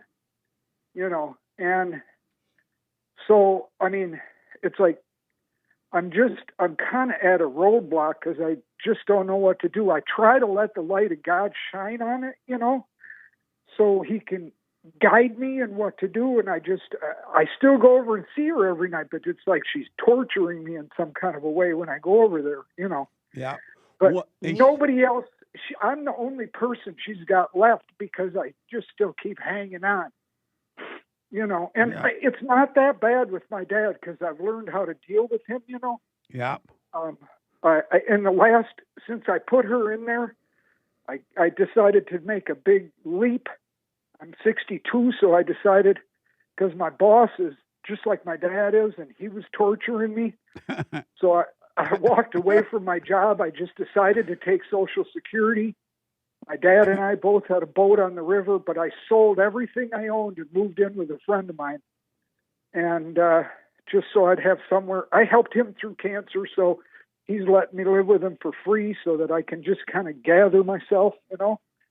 And so, you know, I mean, I think I got my life together, but I'm still going over there every night, and I don't know what to do because it's just kind of torturing me, you know. And your question for me is what? I guess I don't know why I'm still going over there. Like, I don't want to abandon her, you know. My brothers have took off and left her, and there's nobody else left but me, you know. I don't know what to do as far as she's concerned, you know, because I don't know how to try to figure out, you know. I do the silent prayer. I mean, I was doing that before I met you, but I didn't have a name for it, you know.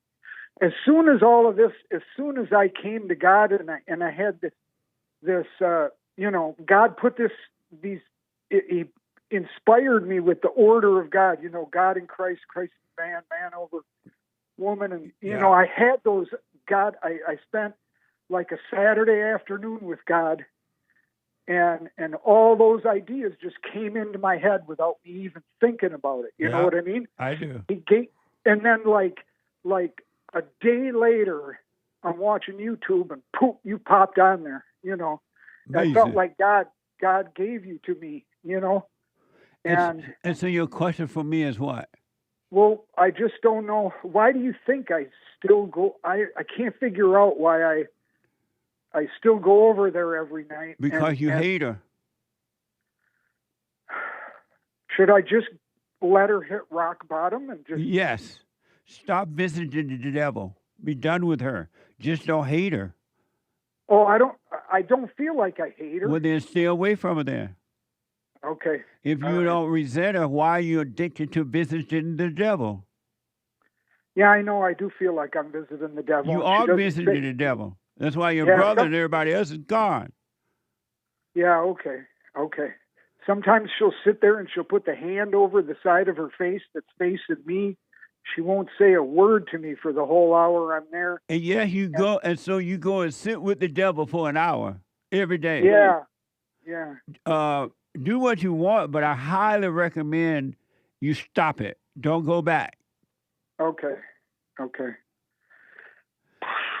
And I mean, I do. And when she die, don't take her ashes and put them in a urn and sit them on your bedroom door.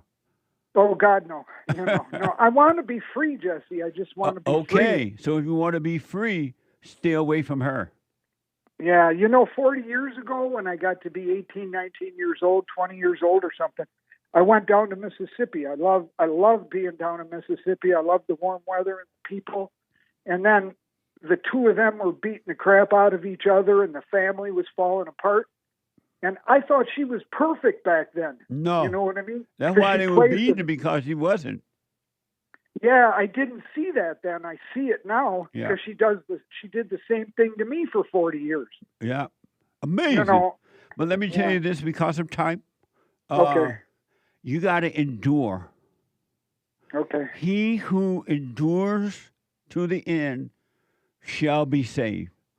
And endure me, you got to watch those thoughts. Listen carefully. You got to watch those thoughts. The ones that tell you to do this or that.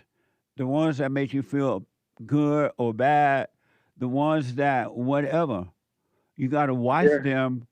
Don't call them you. And endure. Okay. Because when you start relating to them, you're going to feel fear like you never felt before. You're going to feel pain like you never felt before. Because now you are not listening to you're not going with the thought. You're aware that they're talking to you and trying to get you to do something, whatever it may be. But you're going to, by not going along with them, you're going to endure the greatest pain and the greatest fear that you've ever endured. But endure it anyway, and if you endure it, you're going to die. And when you die, you're going to have life. But you got to go through this in order to have life. You got to endure the pain. And what I want you to do is start at least catching one thought. Catch the first thought. And don't go with it. And endure the voices that are going to tell you, no, you got to do something. You got to react. You got to go to it. You got to do it. Watch those voices and do nothing about them, and they're going to have a hissy fit inside of your mind and body, and you're going to feel the pain of fear. You're going to hear the pain of fear and doubt and worry, but endure until the end and die from it, and you'll be fine. But you got to work on you now. Yes, and I have been doing that, and I'm doing really good, except where she's concerned. You know what I mean? Because I haven't been able to walk away. So what you're saying is when I walk away from her, like the stabs are going to come even more, right? I'm going to feel guilty. Yes. Yeah, and I just have to watch that, and I just have to not let it. And I've been good at watching everything, you know what I mean? But where she's concerned, it's like 40 years was a long time to be dealing with this, you know? So I feel like it's like taking scales off of a fish. It's just coming off slowly, you know what I mean? But endure, don't go. But and you're right. They're going to tell you, oh, what if she has no one? She's all by herself now. She's this and she's that. Don't go. Endure and see what happens. You'll see. But okay, and you think by going over there that I'm actually enabling her to like put on an act in front of me and continue with her bad behavior? She get a total thrill from doing that in front of you and seeing the pain that it's causing for you. Yeah, okay. You're keeping that alive in her by keep going over there, feeding the devil in her mind too, because she's using that to control you. She get a thrill knowing that she's getting a reaction from you, that you care about it. Just like mothers who keep the children from men, from the fathers, they get a thrill out of knowing that they're keeping the children away from the fathers. And then the more you try to get with the kids, the more of a thrill she got to keep them away. She loves her thrills. Oh, yeah. She talks smack about my dad all the time. I'm the one that looks the most like him. I'm the oldest one. Oh, well, she hates you even more so then. Yeah, my two brothers were able to keep up a relationship with my dad all these years, and I just kind of cut them out. That's amazing. Yeah. Okay. So listen, because of time, George, don't go back. Okay. And if she dies, she just dead. Let her die in her own misery, in her own hell. There's nothing you can do about your mother at all. So stop feeding the devil by going over there. Yeah, and I told her that the other night. You know, when I tried to quit smoking, all of a sudden I got kind of crabby, you know? And then I kind of went off on her, and I told her, you're an actress. And I said, you love your misery, and you love your pain, and you love inflicting it on me. Yeah. And I said, every breath that comes out of you is to destroy me, you know? And what did she say? Well, she didn't, you know, she'll fight, and she'll tell me that it's me. That I'm a pathetic piece of garbage and that I'm the devil's son. Wow. You know. That's a husband and wife relationship, that's for sure. Yeah, it is, and she hates you, Jesse. And I told her, I says, if you wanted to overcome this, I said, Jesse does counseling. I said, he could hear you in one session, but you don't want it because you love the misery. Yeah, she does. And I took care of her mom for 11 years. Wow. Her mom was the same way. You took care of your wife's mother? My mom's mom, my grandma. Your wife's mother? No, my mom, my grandmother. Your mother mom. Was your wife? Yes, I guess. I get it now. Yeah, my wife's mother. Now I get it. Okay, I'm a little slow. Yeah, I did. I took care of both of them, Jesse. And what a mess! You know, I swear to God, when my grandma died, I swear the demons jumped from her to my mom, and my mom got twice as bad. Yeah, because they were already in your mother. Yeah, and that was back in 2014, so I've been going another, until now dealing with my mom. And you're 76 now, you say? No, 62. I mean 62, okay. Yeah. Work on your life, George, so you can live. Okay. So I got to run, but I recommend you stop going to see her at all. Don't call her. Don't text her. Don't even accept her calls if she call you. Okay. And then watch and endure the death of the ego, the fear that's going to come, the conversation the devil's going to have with you in your mind. Endure that. Watch it, but don't call it you. And endure, and then it'll die. Okay, Jesse. I appreciate that, sir.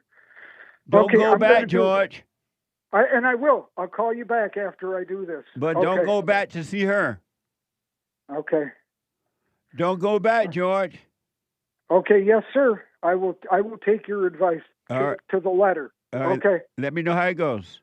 Okay, thank you. Thank you, Jesse. All right, God bless you. You too. Okay. Happy New Year. You too. Thank Bye-bye. you. Bye. Super chat. Super chat. Amazing. Super chats.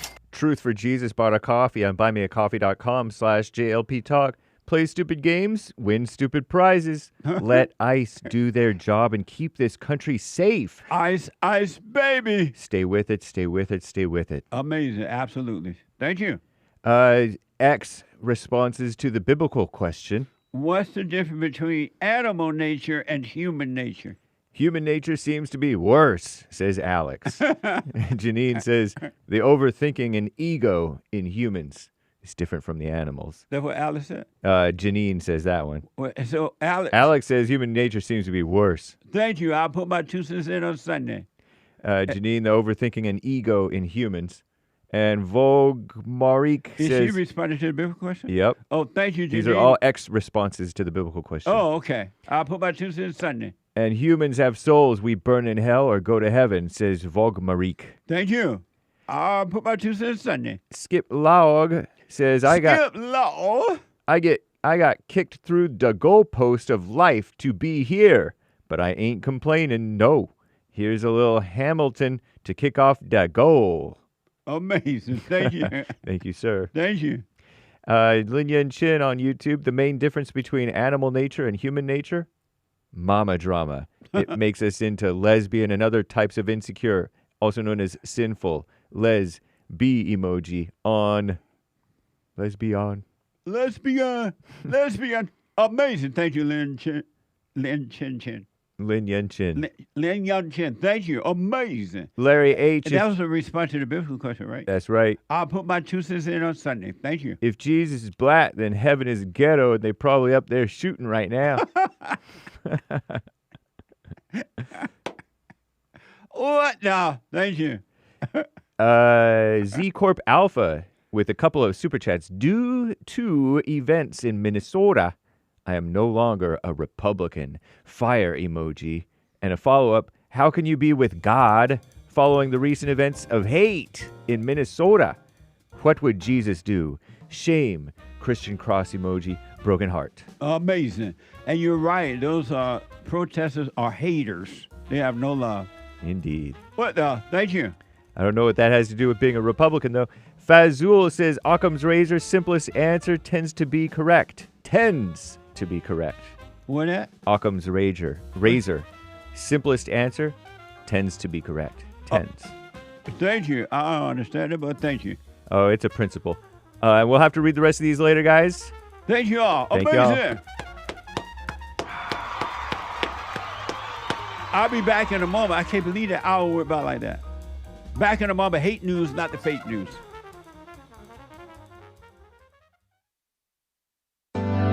Steve, thank you for calling and thanks for holding. How have you been helped by the show? I'm going to tell you this. I believe you might go down in history as one of the greatest, if not the greatest, black man that ever lived on planet Earth, as far as I'm concerned. I don't know anybody before you that's been that great.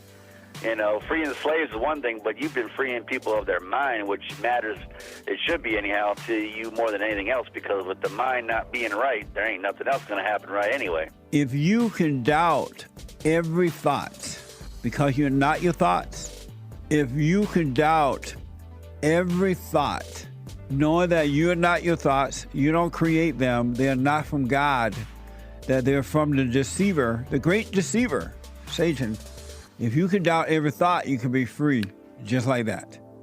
At an instant. Bring every thought into captivity. It's so amazing.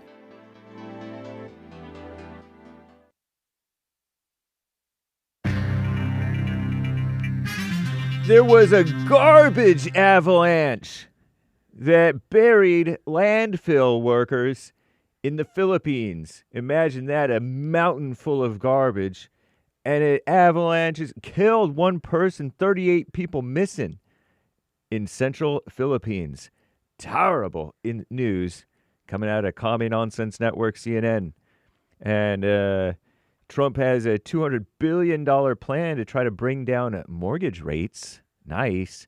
And Iran's supreme leaders lashing out at those growing protests and riots. Look like riots to me.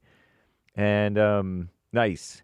This is the end of hour 2 already of the Jesse Lee Peterson Show. It's Express Yourself Friday, Get It Off Your Chest Day. The lines are full, but you can call in every so often just in case a line opens up, all right? Right now, even during Hake News, not fake news, to get on hold, to get on air with JLP. Coming right up, guys. Hang tight, callers and super chatters. We'll get to more of your super chats and more great stories in this third and final hour of the Jesse Lee Peterson Show today. And then the Hake Report, and then the Fallen State, and then American Anchor, baby. And then Church on Sunday, Church with Jesse Lee Peterson, rebuildingtheman.com/church. Commie Nonsense Network, CNN, reporting on those in the Iran internet blackout thing. At least the demonstrations are now in their second week. Trump did a warning thing about, you better not kill your civilians or we're coming in there. And I'm not sure why or what's going on, but at least 45 protesters been killed since this unrest began, according to the Iran so-called Human Rights NGO. Are any of those ever good? Non-government organizations, so-called human rights, communist buzzword, by the way. The group says hundreds more have been injured and more than 2,000 people detained. Wow. And home prices. Meanwhile, in America, President Trump said he wants to ban large institutional investors from buying single-family homes, citing the current strain on American home buyers. This comes as corporations such as Blackstone, JP Morgan Chase, and other banks and investment firms have increasingly snapped up family homes in recent years and turned them into rentals. Critics say the practice has driven up home prices and hurt affordability, but some housing experts argue the president's proposal would have minimal effect on overall housing supply. The cost of buying a home in the United States has surged in recent years, fueled by historically low inventory and mortgage rates above 6%. If we do the mass deportations, that should help a little bit, right? Yeah, I think so, maybe. And between early 2020 and the third quarter of 2025, over that course of 5 years, roughly, or so, home prices rose nearly 55% nationwide, per report from the National Association of so-called Home Builders. What a mess. And meanwhile, in the White House, the East Wing is being expanded. New details emerged Thursday about President Trump's East Wing expansion at the White House, including a grand stair, changes to the West Wing colonnade as well.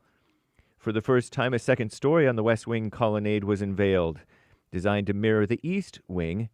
In addition, after the previous building was demolished last year. Exciting.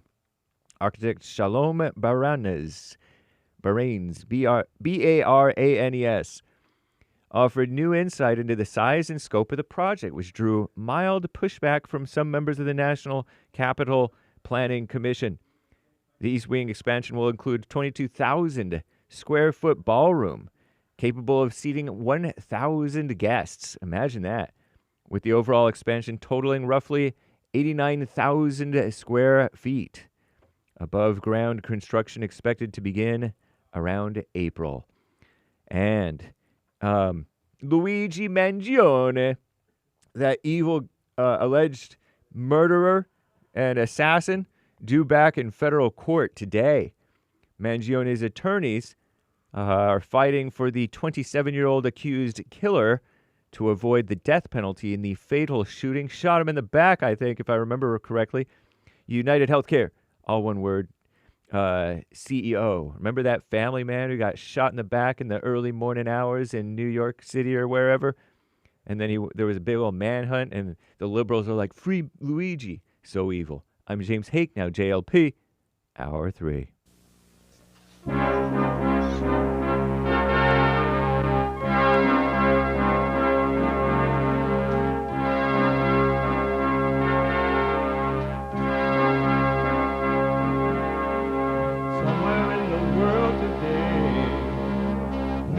have to stand up strong, face the truth about themselves, to understand what went wrong. I know we can find a way. I know we can find a way. I know we can find a way to stand up, stand up, stand up.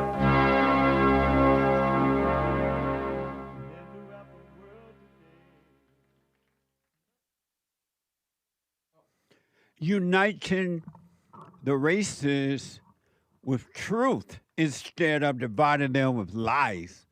We're also rebuilding the family by rebuilding the man. I am Jesse Lee Peterson. Good morning. You can get involved by calling 888-7753. 888-77-JESSE. And my biblical question, what's the difference between animal nature and human nature? What's the difference between animal nature and human nature? Amazing question. I have every way that you can watch and support the show listed on JesseLeePeterson.com/show. You can, all kind of ways, JesseLeePeterson.com/show. And if you're out and about, you can podcast the show, but you can also be listening as it is happening by calling the listen line on TalkStream Live at 605-615-4131. 605-615-4131. And to donate and have your comments read out loud, go to Buy Me a Coffee. BuyMeACoffee.com/JLP Talk. BuyMeACoffee.com/JLP Talk or Bond JLP Cash App. Bond JLP Cash App. It's Friday. It's like relax day. Get it off your chest, whatever's on your mind. Express yourself Friday. You, Tom, like a mug. You need to go and get yourself bleached because everything you say about black people and you're sitting up there looking like a tar baby. It might sound like a semantics argument, but he's a gray alien. I wonder if he's been smoking pot. Happy New Year! Well, for the first time tonight, the state is responding to a viral video alleging more fraud in Minnesota, this time daycare fraud. So this is Quality Leering Center. It's coming to America. Islam coming to America? Yeah, it's coming. Wait, is this going to be One day, America will become a Muslim state, a Muslim country. Really? Tell Trump. Yeah. So if you say some other smart shit, I'm going to put your shit. Yeah. Girl, say it. Come here. That killer with the Mac attack. We need a leader. Night at 11, new video showing Nicolás Maduro handcuffed and in federal custody after his overnight capture in Venezuela by U.S. forces.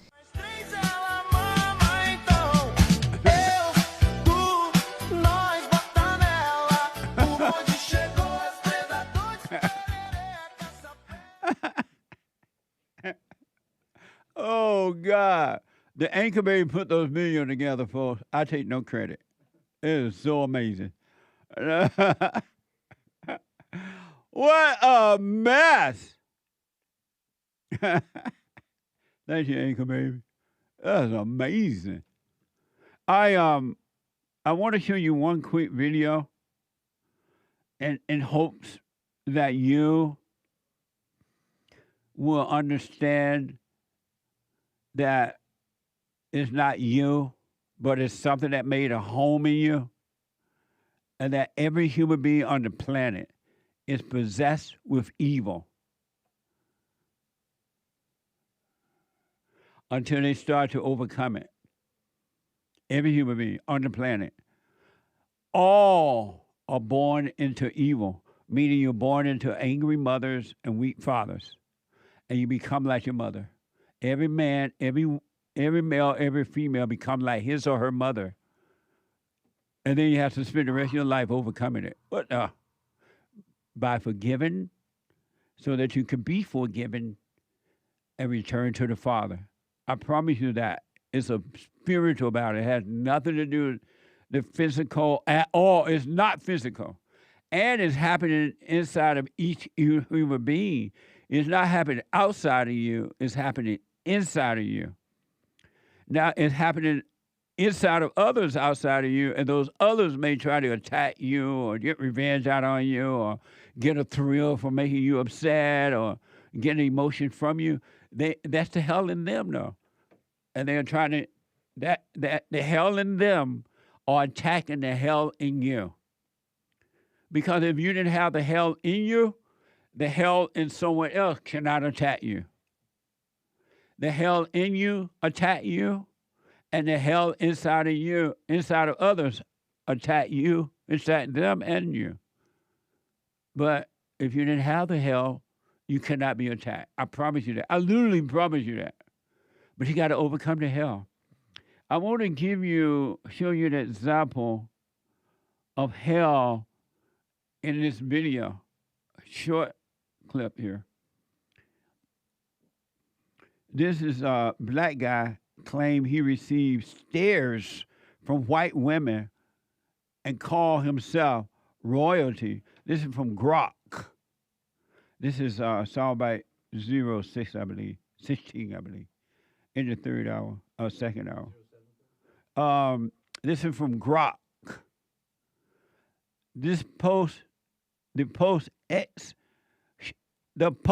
X shared a 16-second video clip from a fast food restaurant where a black man vent frustration about receiving judgment stares from others, referencing white origins from the Caucasus Mountains, and asserting his own royalty. And you're going to see this white woman in the background. She's not even paying attention to the man. But in his mind, he thinks that they are, because he's in the darkness listening to the suggestions that are coming from thoughts, from evil. Watch this from Grok. People always give you that f***ing look, right? Look behind me. They'll look at you and roll their eyes like they better. You came from the Caucasus Mountains, man. I'm saying, you ain't better than me. I'm royalty, man.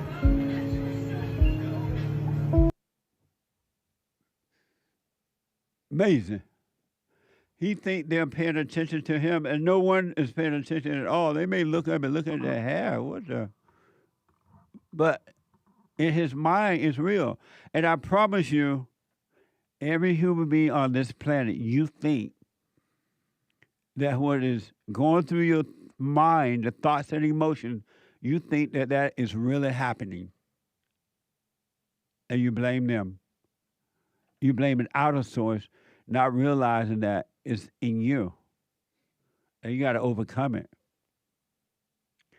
And when I promise you this, really, it's not like I'm doing it or anything, but I'm telling you, when you overcome the thoughts and emotions, the world cannot touch you. There's no one there to be touched. You won't be afraid. You won't think about other people and what they think or not thinking. You won't people coming in and out of your life. You won't be moved. Even your marriage can end and you would think nothing about it. Okay, bye. The woman can take your children from you. She can take your children. And you wouldn't think anything about it.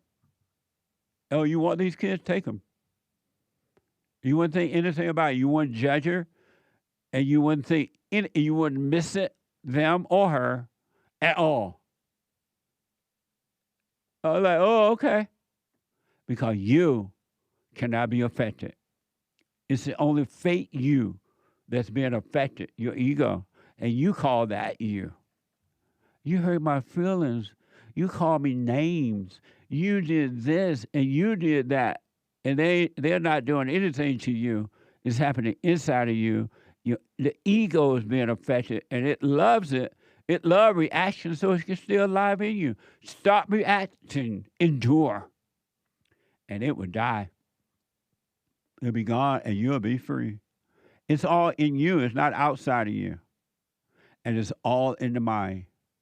It's an illusion. Christ died from this, and you can too.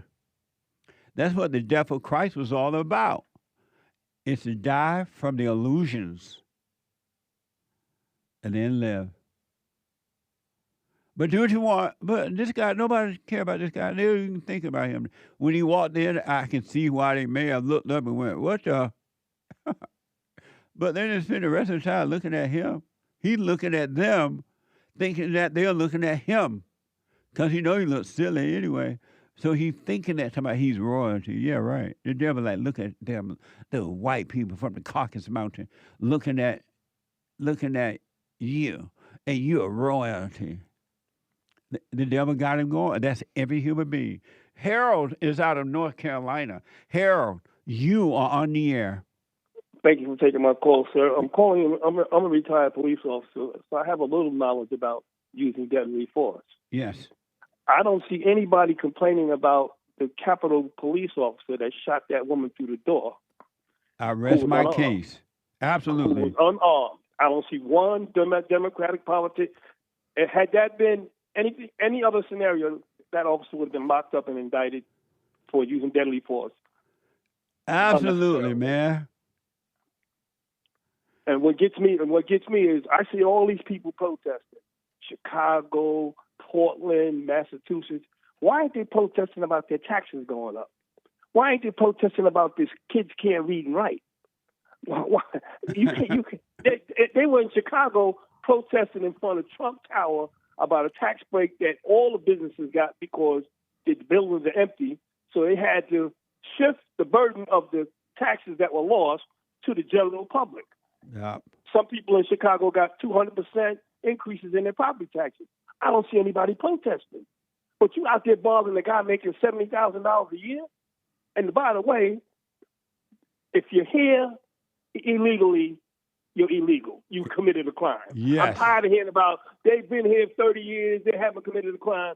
You're working on somebody's Social Security number. You're on welfare. You're getting food stamps. You're getting something. To me, you are a civil criminal. Where is the protection for a guy like myself? Suppose, Mr. Peterson, for argument's sake, I decided not to pay taxes. Right. Do you think these politicians are going to line up for me and protect me and give me sanctuary? Do you think they're going to do that? Nope. Not at all. I'm tired of the and what bothers me about Republicans, and I happen to be one, is that they do not articulate this. They should have been playing that Ashley Babbitt tape from day one. Yeah. Why isn't his guy locked up? You know what? He got promoted. He shot through a door at an unarmed person and got promoted and didn't go to jail. Amazing. You're right, man. That's amazing. When I heard about the incident of this woman, according to the story, trying to attack this ICE officer with her truck, and she was shot, I knew then that the Democratic Party and the liberal media were, oh, thank you, Satan, for this incident.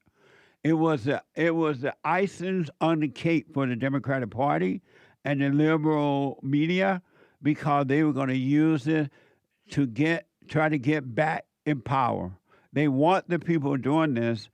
That's why they've been encouraging fight and anger and calling people Nazi and all that, because they need something. They have nothing else to offer to people, and right. they're starving to get back into power. They need a fabricated problem. Right. Absolutely. What gets me is about the general public is, you dummies, look at all that money they stealing in Minneapolis. Yeah. $9 billion and counting.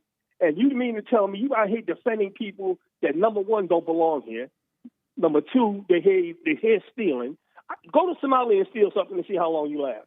Try it. That's right. Go over there and steal something from the government of Somalia and see what they do to you. What gets me is the population in this country we're about the dumbest people on this planet, and we're made dumb for a reason. That's why the education system is the way it is, because the dumber you are, the easier you are to control. You make it's a good ridiculous that they're not down there. My property taxes, I'm in North Carolina, my taxes have gone up 3 or 4 times in the last couple of years, and they're building stuff left and right here. So where's the money going? And the property Where's the money taxes in going? California, Harold, is through the roof, man. The taxes are so much, you can almost use that to that money to put down on another house. It's so high. It's so expensive. Well, what gets me is the bottom line is, again, I don't see the Republicans out here saying, and believe me, I'm sorry that young lady lost her life. I don't know, I don't know personally. Anybody losing a life is sorry. I'm sorry. But when you, like somebody on your radio show said earlier, you play a stupid game, you win a stupid prize. That's the bottom line. That you should not be out there interfering with ICE conducting federal law enforcement duties, period. You got a problem with it? Go to your congressman, That's go right. to your state senator, you protest there to change the laws, let everybody in here for free and let everybody pay. I don't want to pay for them. I don't want to pay for lazy Americans. You think I want to pay for somebody that just showed up here? And they coming in here with 4 or 5 babies, and the babies are autistic, and this one got a problem. Who you think gonna pay for that?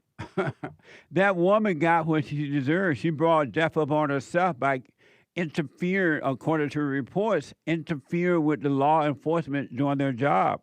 I don't feel sorry for her death. She wanted to die. She went out there and put herself on the line like that, so I wouldn't feel sorry for it at all. And there's nothing sorry for you to be about for her life. Well, she didn't even love her own life. Well, she probably didn't, but she got caught up in the. They actually have people watching what ICE does. Really? I mean, yeah. And then all the problems this country got, and the number one problem is spending money, because we spend money we don't have. Yeah. And when they was having that shutdown, what the Republicans didn't do, and it bothers me to this day, was, okay, what happens if we belly up tomorrow? What happens? We $37 trillion in the hole. What happens if we belly up tomorrow? You think there's going to be SNAP benefits? You think there's going to be welfare? Yeah. You think there's going to be Social Security checks if we belly up? No. If it wasn't for the Republicans, if it wasn't for Trump, the Republican Party would be just as the Democratic Party. There would be no difference at all. If Trump was not in control right now, these so-called marches thing they're holding right now, demonstration, it would be out of control already. But Trump is not putting up with it, so they are not going to be able to cause the same damage that they did under Biden and Barack Obama.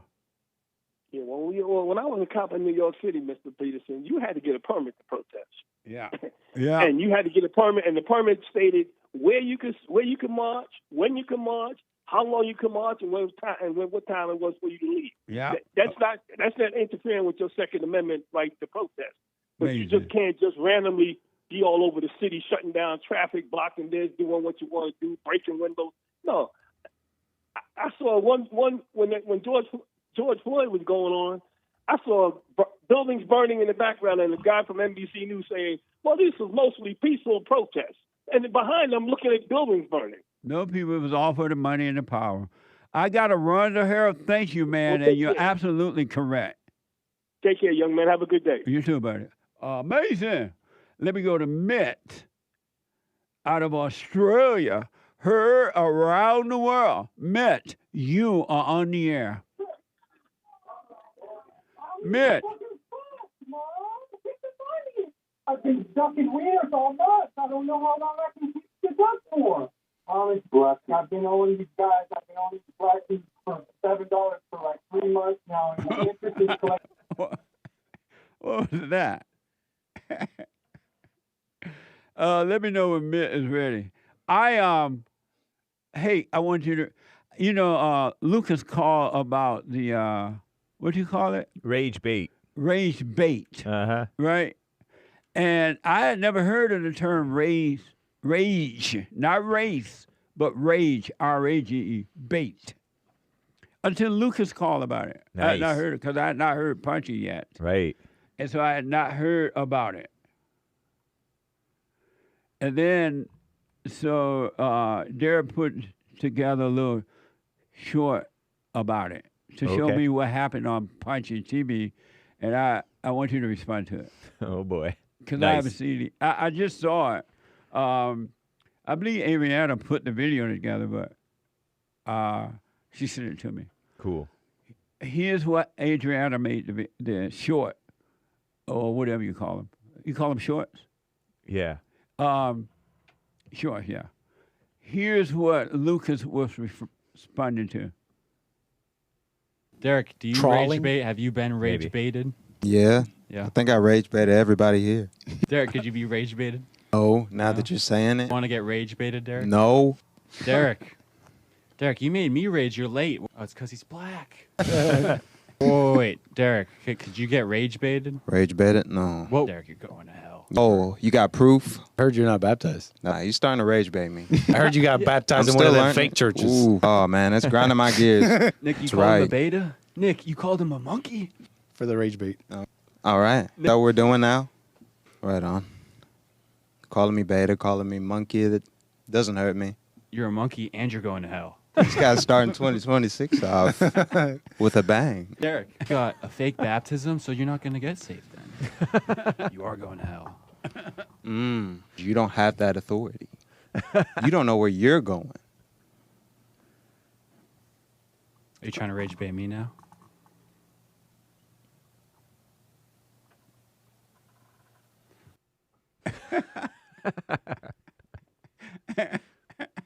Punchie TV.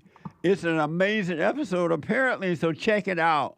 It happened on this past Wednesday, but you can podcast Punchie, Punchie TV, Punchie.tv. Check it out. So that's rage baiting. That's one example of rage baiting. How did you? That's a mild example of What did rage you think baiting. about that when they told him, he said, you a monkey? I was shocked. And you going to hell. Kurt says it so innocently. You're a monkey and you're going to hell. Almost like he really thought that. How did Derrick handle it? He handled it quite well. Oh, he did? Yeah. Oh, He didn't seem to take it personally. Oh, yeah? Yeah. Nice. Indeed. And he shouldn't. Right. That's amazing. That was great, Kurt. Thank you. Oh, funny. Amazing. 888-7753. 773. 888-77 Jesse. I was definitely nervous. You were? Uh-huh. Why? Because that's like, you're not supposed to say that on YouTube. Oh. It feels like I'm so trained. I was fear and trepidation baited. What the? Terrible. Amazing. Let me go to Rob out of Pennsylvania.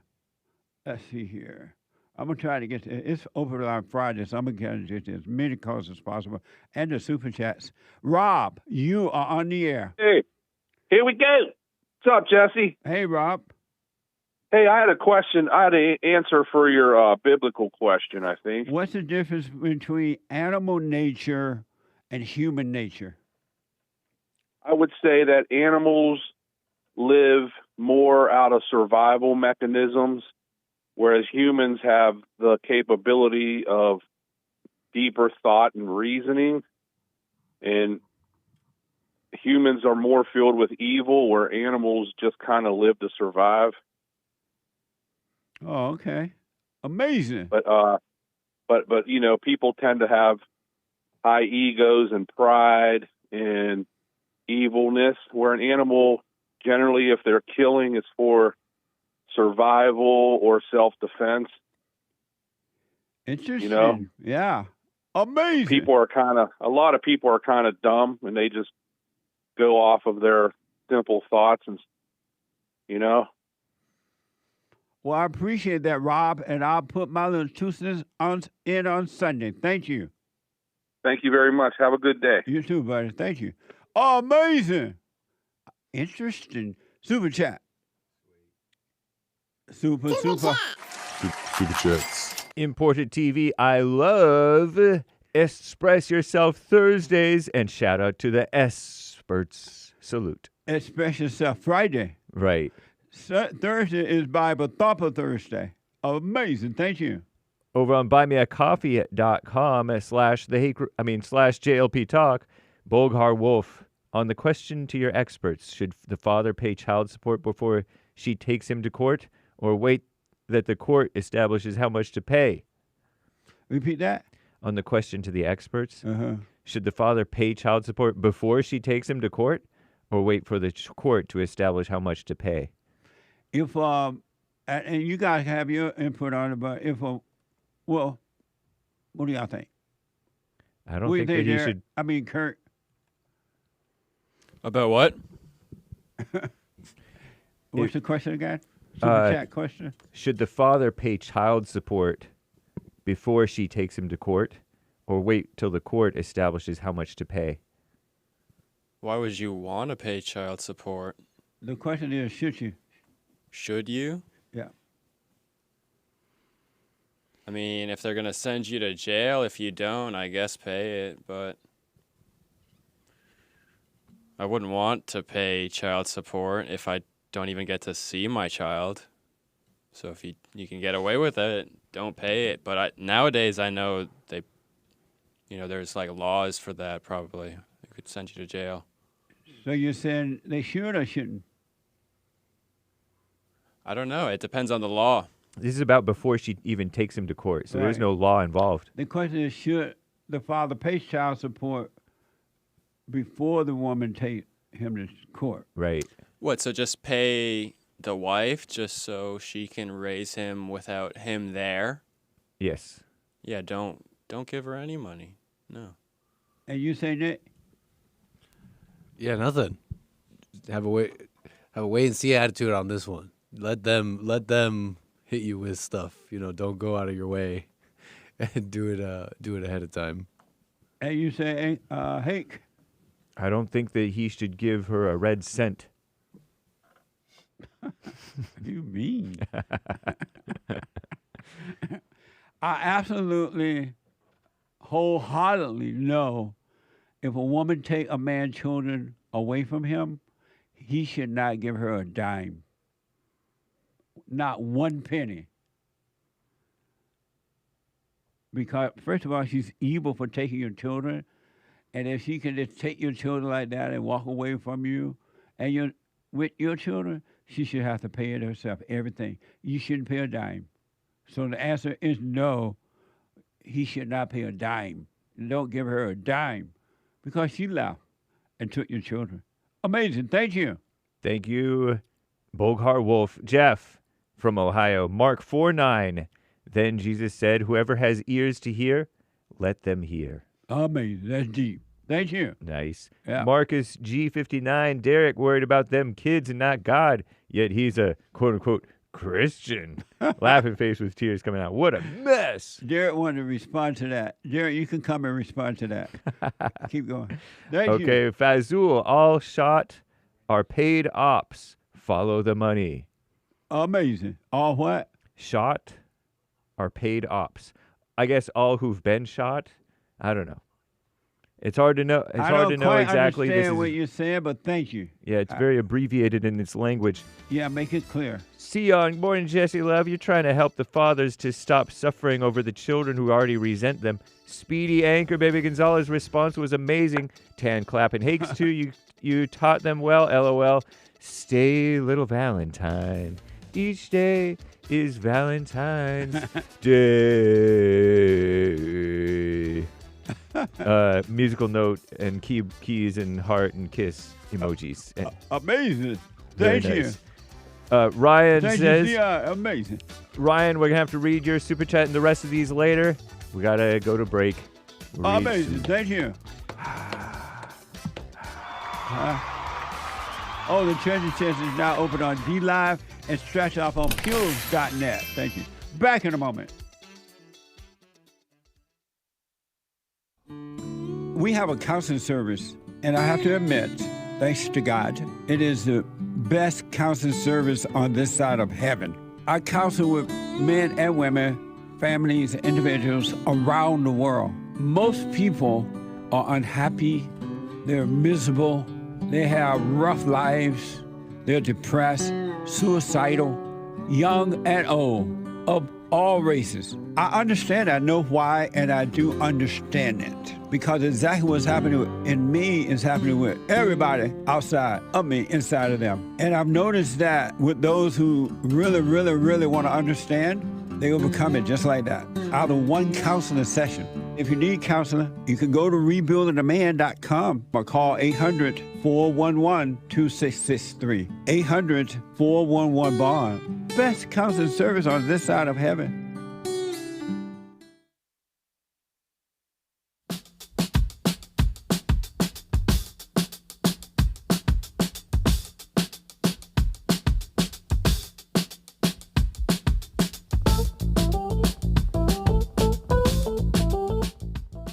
This week went by like nighty going north. It's already Friday. Isn't that amazing? So line up for today.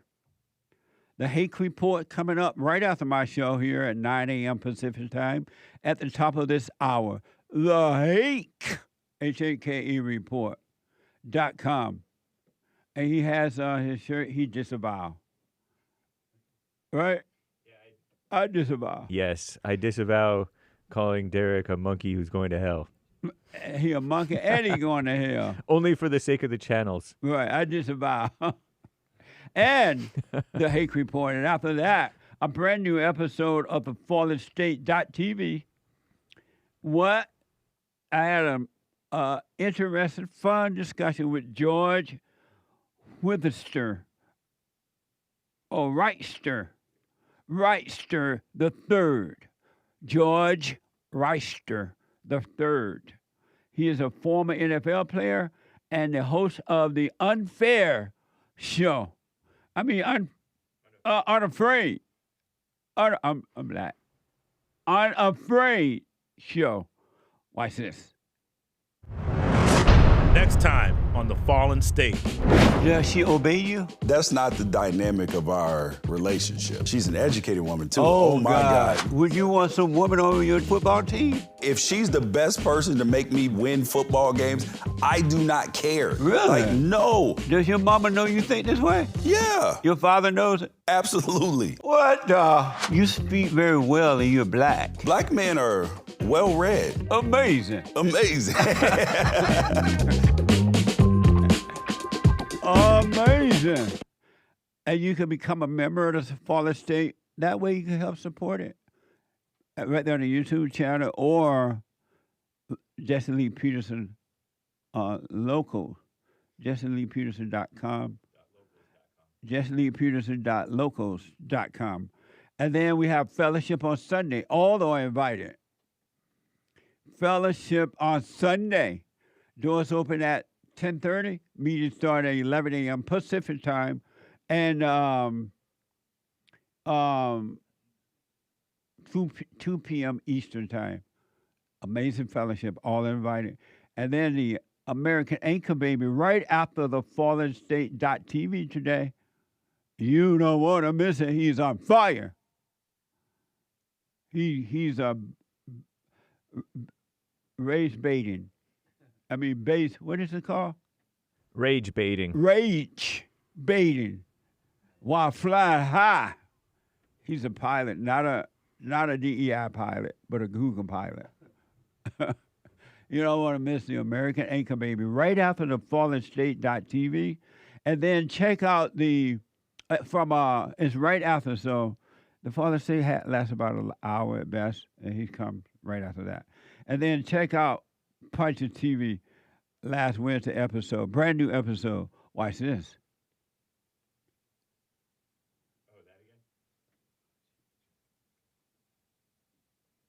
You been rage baited? Yeah. Yeah. I think I rage baited everybody here. Derrick, could you be rage baited? Oh, now that you're saying it. Want to get rage baited, Derrick? No. Derrick, you made me rage. You're late. Oh, it's because he's black. Wait, Derrick, could you get rage baited? Rage baited? No. Whoa. Derrick, you're going to hell. Oh, you got proof? I heard you're not baptized. Nah, you starting to rage bait me. I heard you got baptized in one of them fake churches. Ooh. Oh, man, that's grinding my gears. Nick, you that's calling right. the beta? Nick, you called him a monkey? For the rage bait. All right. That's what we're doing now? Right on. Calling me beta, calling me monkey. That doesn't hurt me. You're a monkey and you're going to hell. This guy's starting 2026 off with a bang. Derrick, you got a fake baptism, so you're not going to get saved then. You are going to hell. You don't have that authority. You don't know where you're going. Are you trying to rage bait me now?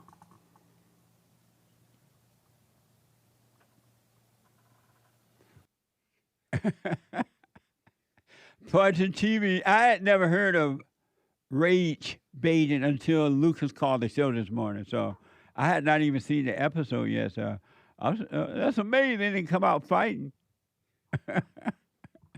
Amazing. So check out Punchie TV. All right. And don't forget to support us. Go to rebuildingtheman.com/donate. Rebuildingtheman.com/donate. Or call 800-411-2663. 800-411-BOND. Or you can mail it in. Make sure to check a money order out to Bond and send it to Bond at P.O. Box 35090, LA, California, 90035. That's P.O. Box 35090, LA, California, 90035. If you missed that address, you can go to rebuildingtheman.com and get it. Rebuildingtheman.com/donate. Or call 800-411-BOND. And it's deductible. 501c3, all right? Amazing. Thank you all. Derrick, you want to respond to this super chat. Can we reread that super chat? Yes. Marcus G59, Derrick worried about them kids and not God, yet he's a quote-unquote Christian. Laughing with tears coming out. What a mess. What a mess. What a mess. Yeah. How do you respond to that? Marcus G. That's his name, Marcus G. It is. Yeah. You should humble your heart. I'm seeing it right now. And it's okay. I used to, well, in fact, I still get prideful at times, but you should definitely humble yourself because you know no scripture, you're a dog. And I just want to read a verse off to him. Deuteronomy 31, verse 8. You guys got that? All right. All right. And I've got the NIV version for you so you can understand it. The Lord himself goes before you and will be with you. He will never leave you nor forsake you. Do not be afraid. Do not be discouraged. So, if the Lord's not going to leave you, why would you leave your kids? That's all I got to say. That's all I got to say. But you're not leaving your kids. They're taken away from you. You're abandoning your kids. You're not reaching out for them. But you're not abandoning them. They were taken away. They were taken away, but you can still, to the best of your ability, reach out. Leave the door open. You know what I notice about kids when they are being taken away from their fathers? And then if the father is fortunate enough at any point to see the kids. Yeah. Even when they're like really little, right? And the father is fortunate enough to be with them for a weekend or for a minute or whatever. Those little kids are so bad. These little bastard kids, they're so bad. You don't even want to be bothered with them because the mother has changed them so much into her image until who want to be bothered with the little bastards? You know what I mean? I mean, God could say the same thing, but he's merciful, he's graceful. But who want to be bothered with them? They're just like the mama now. They won't sit down. That's why they won't listen. They won't. They're like bad now already when they're like real little. I mean, would you want to be bothered with that? You could ask God the same question. Would you want to be bothered with that? Yeah. You know what? I'll say yes because God puts up with me, and I'm worse than that kid. Amazing. That's why you gotta reach out. You gotta love your kids, even though they're bad. Yeah. What are we? Okay. We're evil. Without God, of course. So, amazing. That's that. That's all I had to say to that guy, yeah. Repent, you wicked demon. Wow. Right. I thought you could handle being called, rag. I mean, a monkey going to hell. No, rage baiting. Rage baiting. Yeah. You reacting? You can correct people. Oh. Yeah. It's okay. I didn't put my hands on them. Right, but your mind is worse than your hands. Everybody's due for some correction, and nobody's above it. So it's like nobody's Jesus. So it's like, it's okay. Amazing. Okay. Let's finish. All right. The Thank rest you, of these Derrick. super chats. All shots are paid off. Follow the money, said Fazul. Sion said that thing about Valentine's Day. Thank you, Sion. Ryan, Ryan T, that is. Why are Satan's children so mad that an ICE agent shot a lesbian? She knew better than to be driving through that group of agents? Yeah. Indeed. That's right. Amazing. Christian Rom says, is a monthly supporter, been a member for 7 months. Support America First candidate so-and-so for governor of Ohio against Indian scammers such and such. Thank you. Amazing.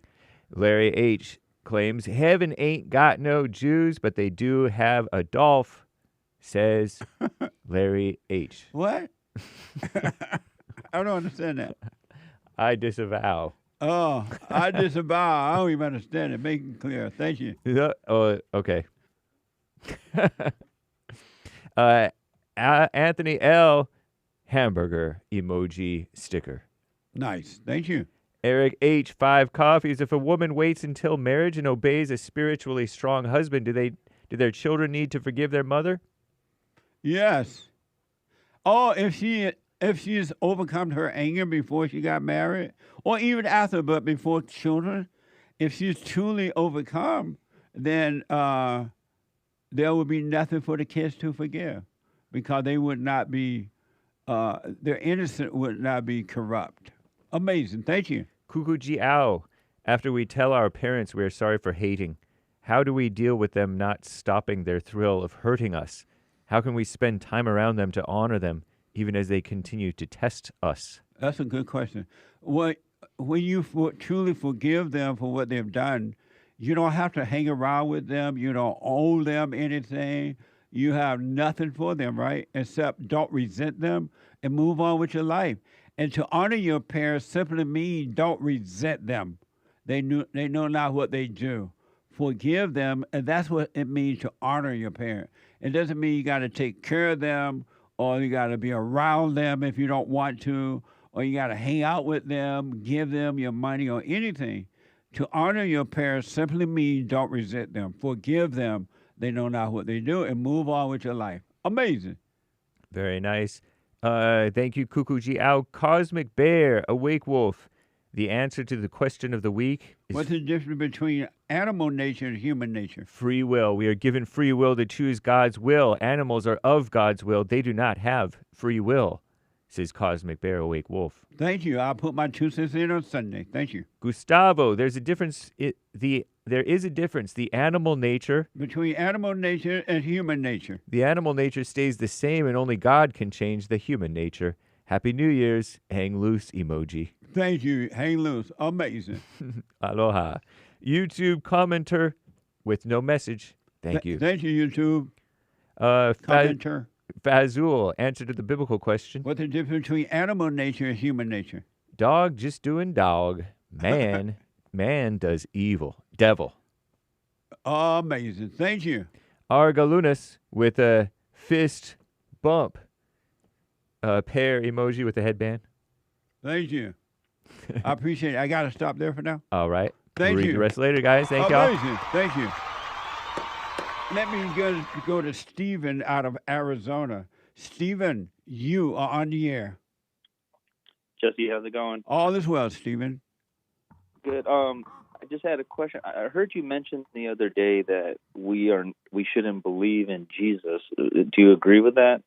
Is that something that you believe? Right. I don't know what you mean about believe in Jesus. Okay. Do you believe in Jesus? I believe in Jesus. And how do you do something like that?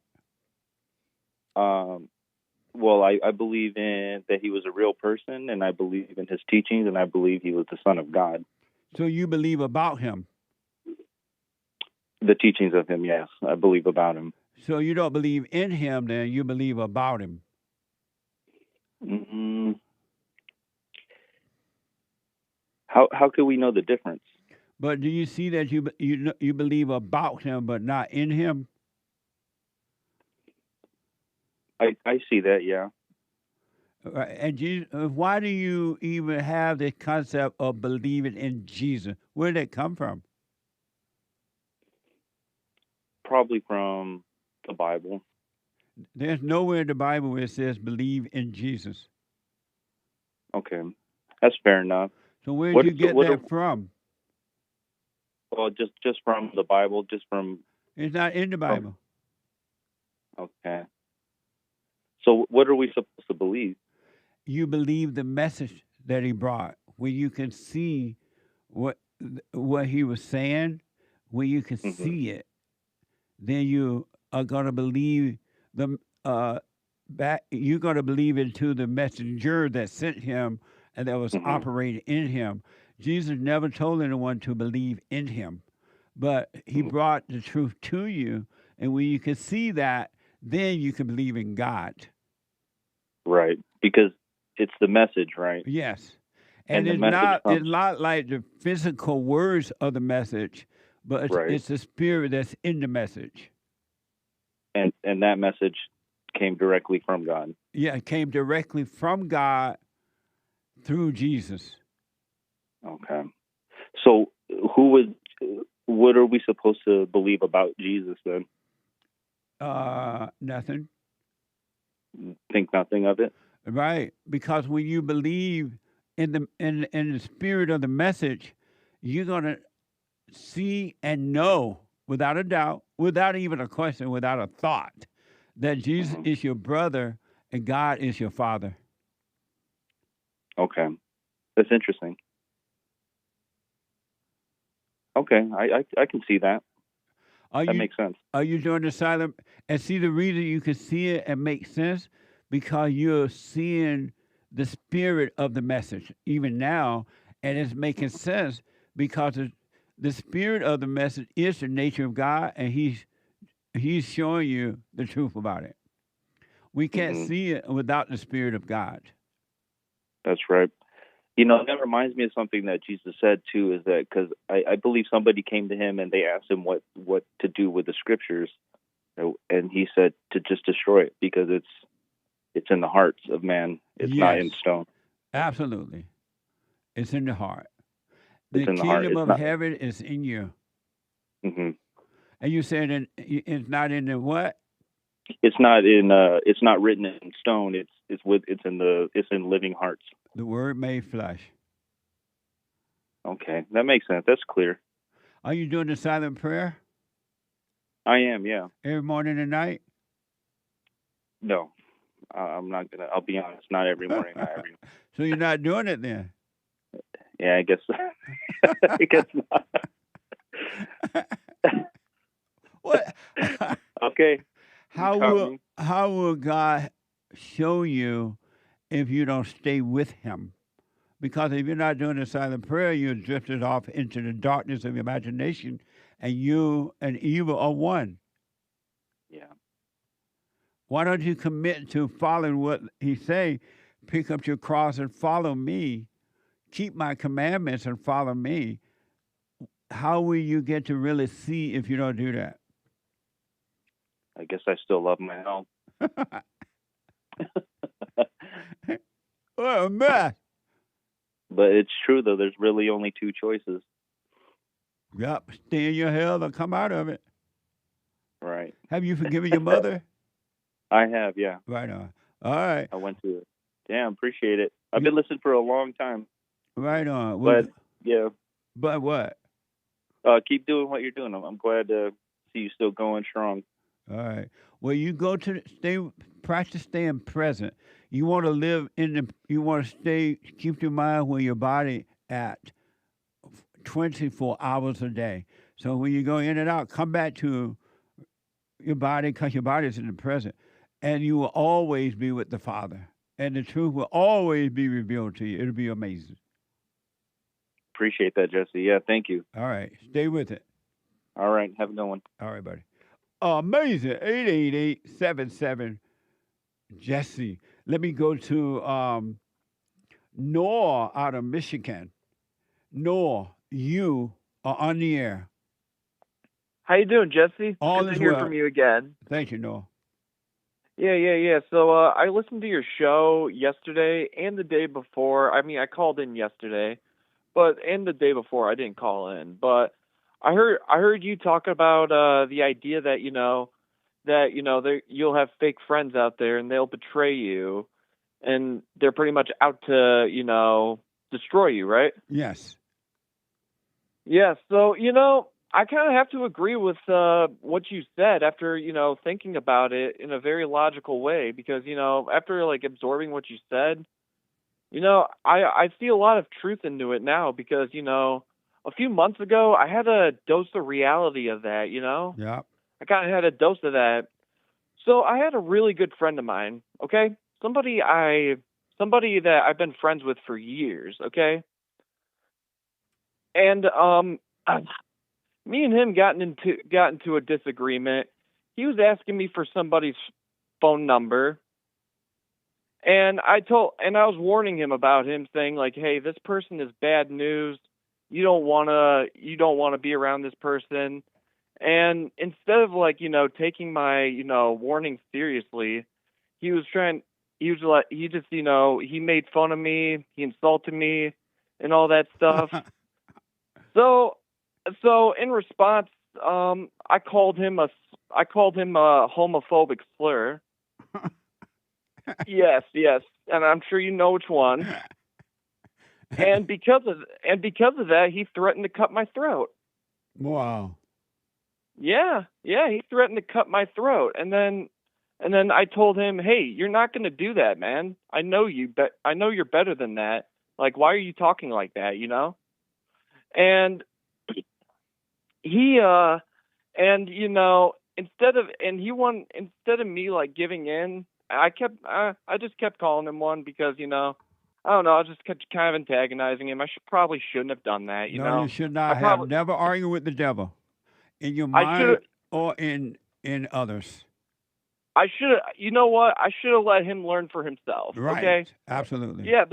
The problem with the other guy is he's a homosexual. Okay, and there's no problem with him being a homosexual, but he became friends with me for the purpose of trying to get with some of my friends, and I didn't know he was a homosexual until after that.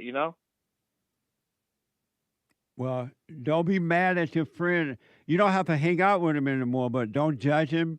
Don't be mad at him. But now that you see, and also the same way that human beings betray you, the same thing happened with the thoughts. They pretend to be your friends, and then you trust them, and they betray you. And so the point about that story was, in the same way that human beings betray you, it's the same way that the thoughts would do too. So stop listening to the thoughts, all right? You're right. And so don't hold anything against your friend that threatened you. I wouldn't recommend you hang out with him anymore unless I don't. Actually, I haven't let hung me out just say with this because of time. Okay. But make sure you're not angry at him. He's blind and cannot see, so don't judge him. No, he kind of betrayed me after that, actually. He Right. told everybody all my dirt. See that? Yeah. So be grateful for that and move on. But because of time, I got to run. All right? Call me again, Okay, Noah. Call me again. Thank you, sir. You have a great day. You too, buddy. Super chat. Super chats. Bulgar Wolf bought another coffee on buymeacoffee.com/JLP Talk. What if it's the father leaving because the mother is of the devil? Should he pay child support then? If she's not the one taking the kids, he's leaving. What? What if it's the father leaving because the mother is of the devil, so he just leaves? And should he pay child support then? If he leave the family? Yeah. Yeah.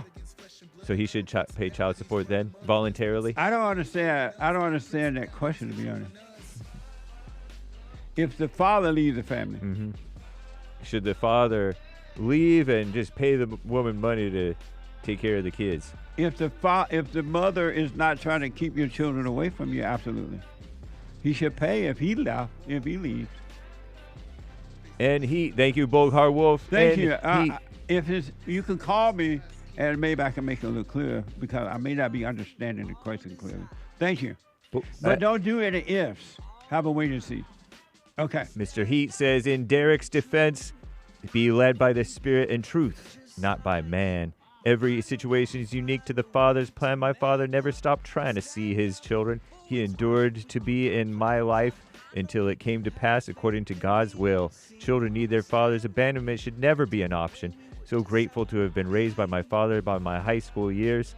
Rebuilding the family by rebuilding the man. Men don't leave their children. Males do, says N. Heat. Thank you. Noah, somebody told me to tell you that your temptation to antagonize your friend made you a fake friend in your head as well. So, yeah, because you're not supposed to be doing that to people. So you were fake as he was fake. Amazing. Thank you. Thank you, N. Heaton. Thank you, Groovy Monkey, Games for Rec, Potleaf, Kid Combo 1, Triple Order 5000, and the rest of the supporters over there on the D Live crew. Thank you. That was for Noah, the other. Yeah, that message. Shout out to Noah. Yeah, shout out, Noah. Shout out to the Pilled crew getting the scratch offs. Right on. Shout out. Thank you all. Shout out to Jules Verne, Slave to Him, and the rest of you guys. Pure Blood, Bass Berserker, and everybody on the on the Rumble crew. What's up, guys? Thank you all. Amazing. And thank you, guys. Shout out to the YouTuber supporters. And thank you, guys. That's all for now. Amazing. Thank you all. Amazing. I am so out of time. I continue paying child support. I'm so out of time. Call me back on Monday if the Lord is willing and the creek don't rise. The Hate Report is coming now, and then the FallenState.tv, and then the American Anchor Babe, and then Church on Sunday. Support us so that we can continue to do our work. Thank you all in advance. Have an amazing weekend. And stay with it, stay with it, stay with it, no matter what. Stay with it. Do the silent prayer, rebuildingtheman.com/silent prayer. I can't believe this time went by like that. 3 hours are gone already. What a mess. Take care, folks. Bye. Patrick out of Georgia, Ray out of Hampton, Jaime out of Minnesota. I'm out of time. Bye, y'all.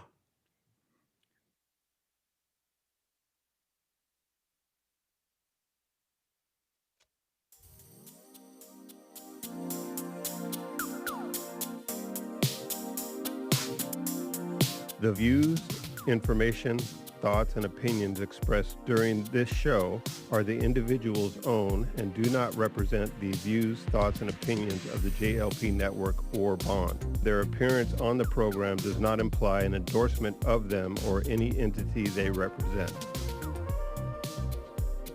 The material and information presented here is for general information purposes only. The JLP Network and Bond name and all forms and abbreviations are the property of its owner, and its use does not imply endorsement of or opposition to any specific organization, product, or service.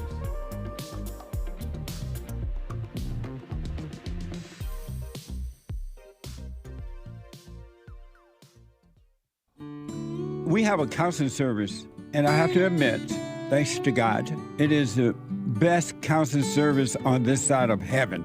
I counsel with men and women, families, individuals around the world. Most people are unhappy, they're miserable, they have rough lives, they're depressed, suicidal, young and old, of all races. I understand, I know why, and I do understand it. Because exactly what's happening in me is happening with everybody outside of me, inside of them. And I've noticed that with those who really, really, really want to understand, they overcome it just like that, out of one counseling session.